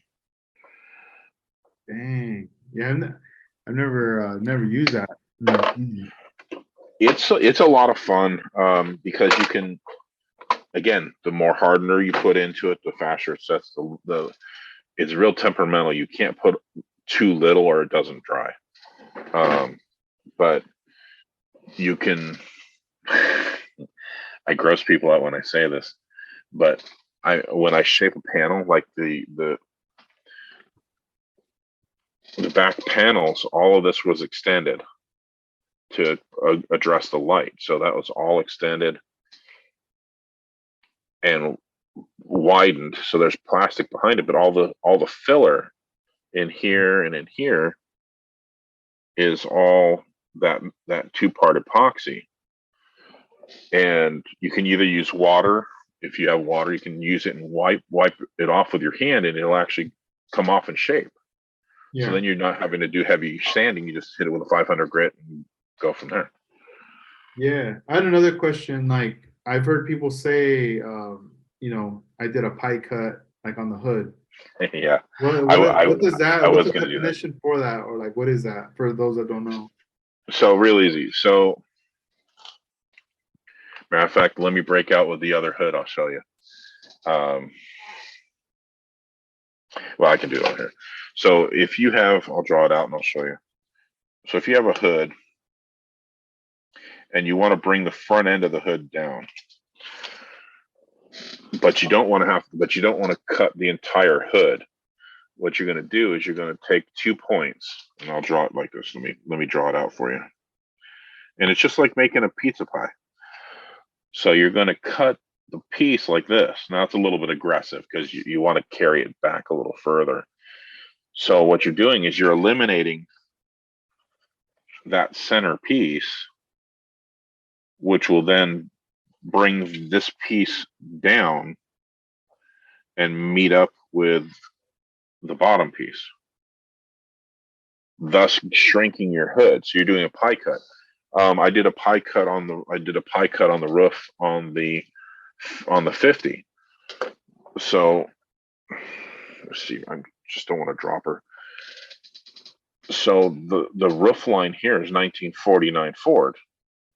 The back half is 1955 Pontiac. Well, it's too wide. So you have to take and slice at an angle. So you got your center line. However you want to move, however much you want to shrink it. So if it's, let's say it's an eighth of an inch off here, an eighth of an inch off here. Well, you're going to cut that measurement in half on either side and shrink it. That's going to give you your overall eighth of an inch variation to shrink the top.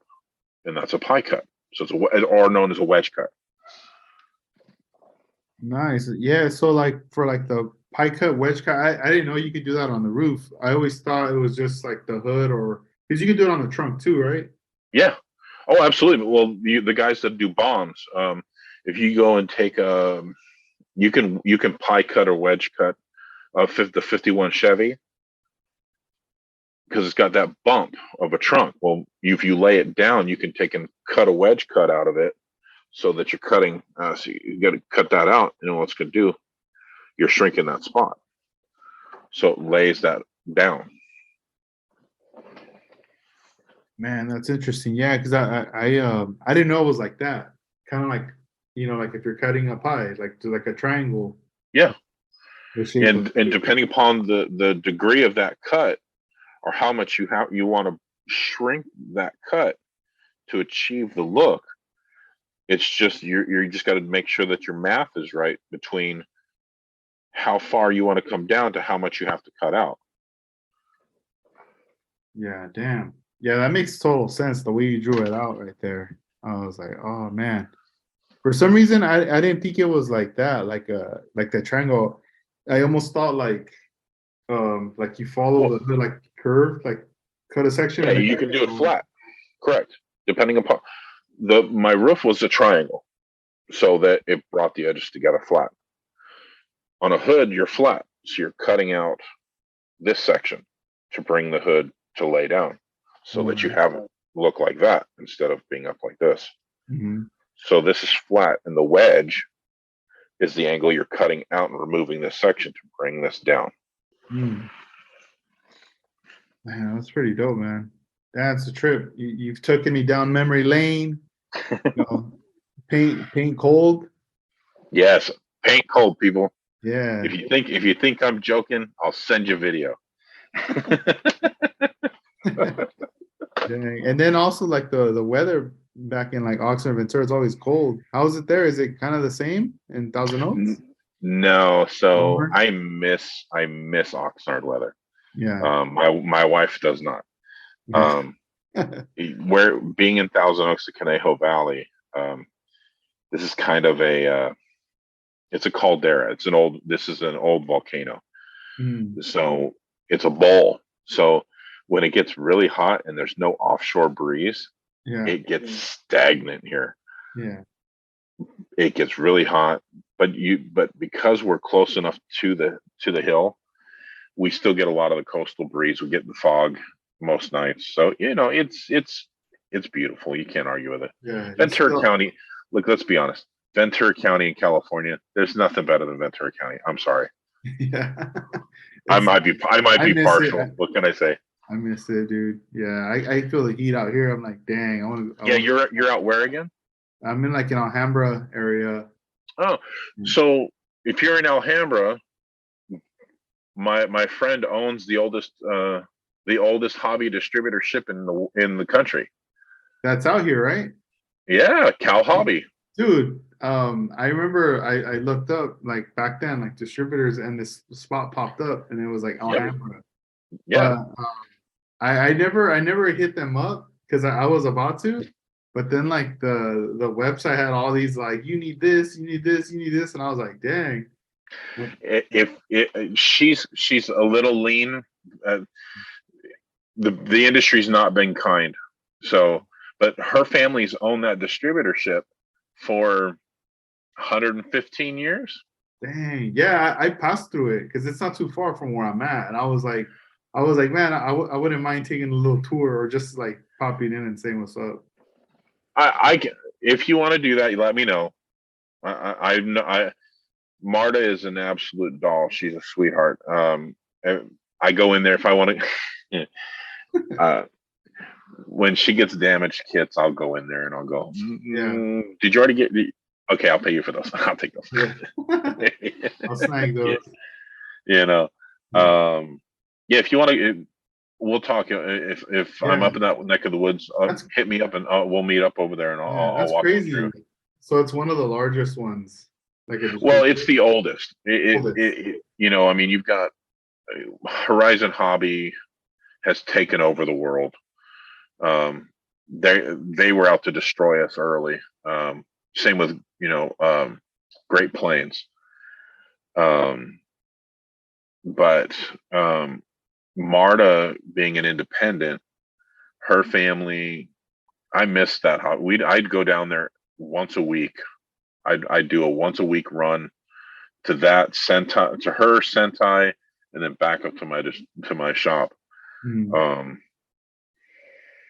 Yeah, she's still around. If you want to go, hit me up. I'll take you out there. It'd be pretty cool. It's cool. Yeah. Dang. Yeah, because it's not too far. Because I remember looking it up and being like, "Damn, that spot's like right here. It's like super close," you know. And she respects the hobby shops. She will not sell to the public. Period. End of sentence. Yeah. No. Yeah. Because I think what it was too on the site. I don't think she would sell to even like online stores too. Like it had to be brick and mortar. But I don't. It has to be brick and mortar. But it did strictly say brick and mortar, and that was a part that I was like, oh dang, well I'm not brick and mortar. Yeah. In the future, I'll be like, I'll see you in 5 years, Marta. 10 years. Yeah, right. Yeah, brick and mortars anymore, man. That's a tough gig. That's a tough gig. It is. No, it definitely is, man. It's a trip. I still trip out, like like some places have been around, for so long, and they're still there. And they're just doing their thing.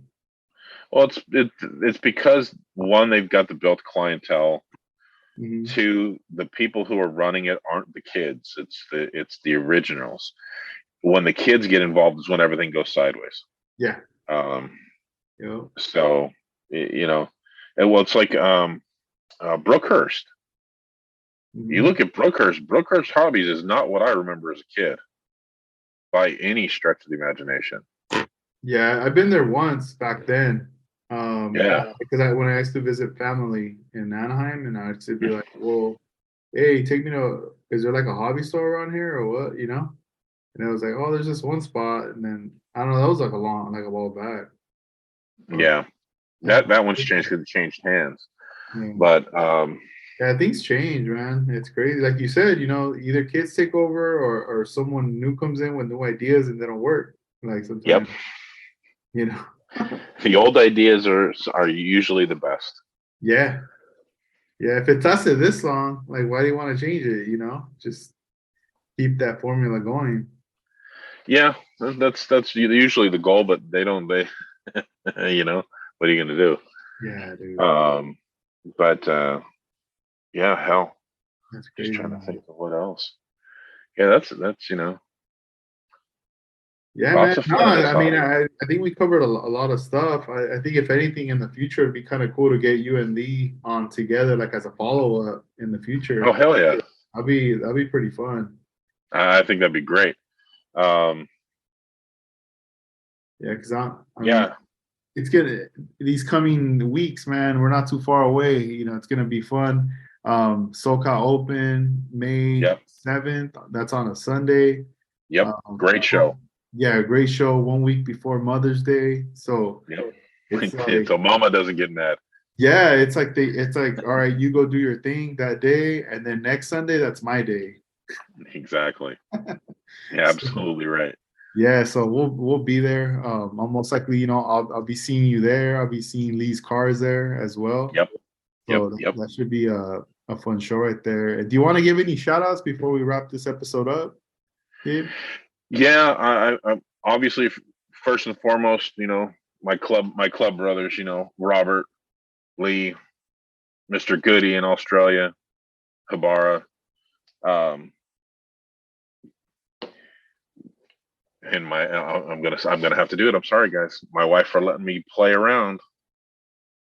She's very understanding about this stuff, so I don't get any guff out of it. So it's to her, God bless her for letting me play. Um, Other than that, thank you for considering me worthy enough to be on your show, on your podcast. That's awesome. Nah, man, thank you, man, for it was this was fun. This was cool that we got together to chat and like you took me down memory lane for sure. With all that stuff, and I'm pretty sure later you're gonna tell me more stuff that we probably Well, didn't even get to on that too. yeah. Hopefully, I didn't ramble on too much. I tend to do that Nah, you're lately. good, bro. You're good, and that's dope, We man. gotta I'm gotta glad. represent for Rockstar. You know what I'm saying? Yeah, hell yeah. I'm glad you got the support because it's important, man, when you have your wife or significant other to support, what you're into, what you're doing, man, because you want to be able to have a free mind when you're creating, you know? Well, that and brothers and Spru. I mean, well, let's be honest. I'll say it again, and I mean it. I wouldn't be building right now if it weren't for, I hate to say it, social media, but realistically, more so the group that I've gotten to be a part of, and with the guys out of that group, the FFAFF group, and then in my Spru Butcher brothers. I can't tell you enough. That type of inspiration is more than anybody could ask for. Yeah. You know, I don't think I showed the rendering to you. This James Laga. This is what got me to build that 56. That card doesn't exist. That's a Photoshop. Damn, I was gonna say, is that the model? Man. No, no, that's the model. That's the rendering. Yeah, man.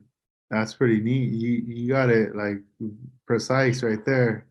Yeah, that. That was a labor of love, believe me. Yeah. Dang. And the interior Yeah. on that was another stretch That for was a me. whole another thing, yeah. Oh, but That's anywho, my friend. no, awesome. Well, I'll post your link on Instagram on the descriptions for the listeners and viewers out there, where to find. And Dave, check out his work on Instagram. That'd be pretty cool. And I hope to see you soon, man, at a show Oh within a yeah, couple weeks. absolutely. Within a In couple a weeks, couple of weeks, we'll see it. We'll see it at we the see each SoCal other. Open. Yeah. I am trying to get, and I'm going to say this to everybody that's listening, and for those who are going to watch this later, if you can make it to Santa Maria and get to the car show, the model contest is on Saturday. I'd like to start filling the tables back up. It's been kind of lean the last couple of years, well, obviously with COVID and whatnot. So I know Willie was talking about possibly going out. So if any of you other guys are going to go, make the trip. I know it's Santa Maria. For most of you guys in LA, that's a 3.5 hour trip. No matter how you slice it, it's 2 hours for me. But it's a good show. It's a great guy that runs it. I like to support him.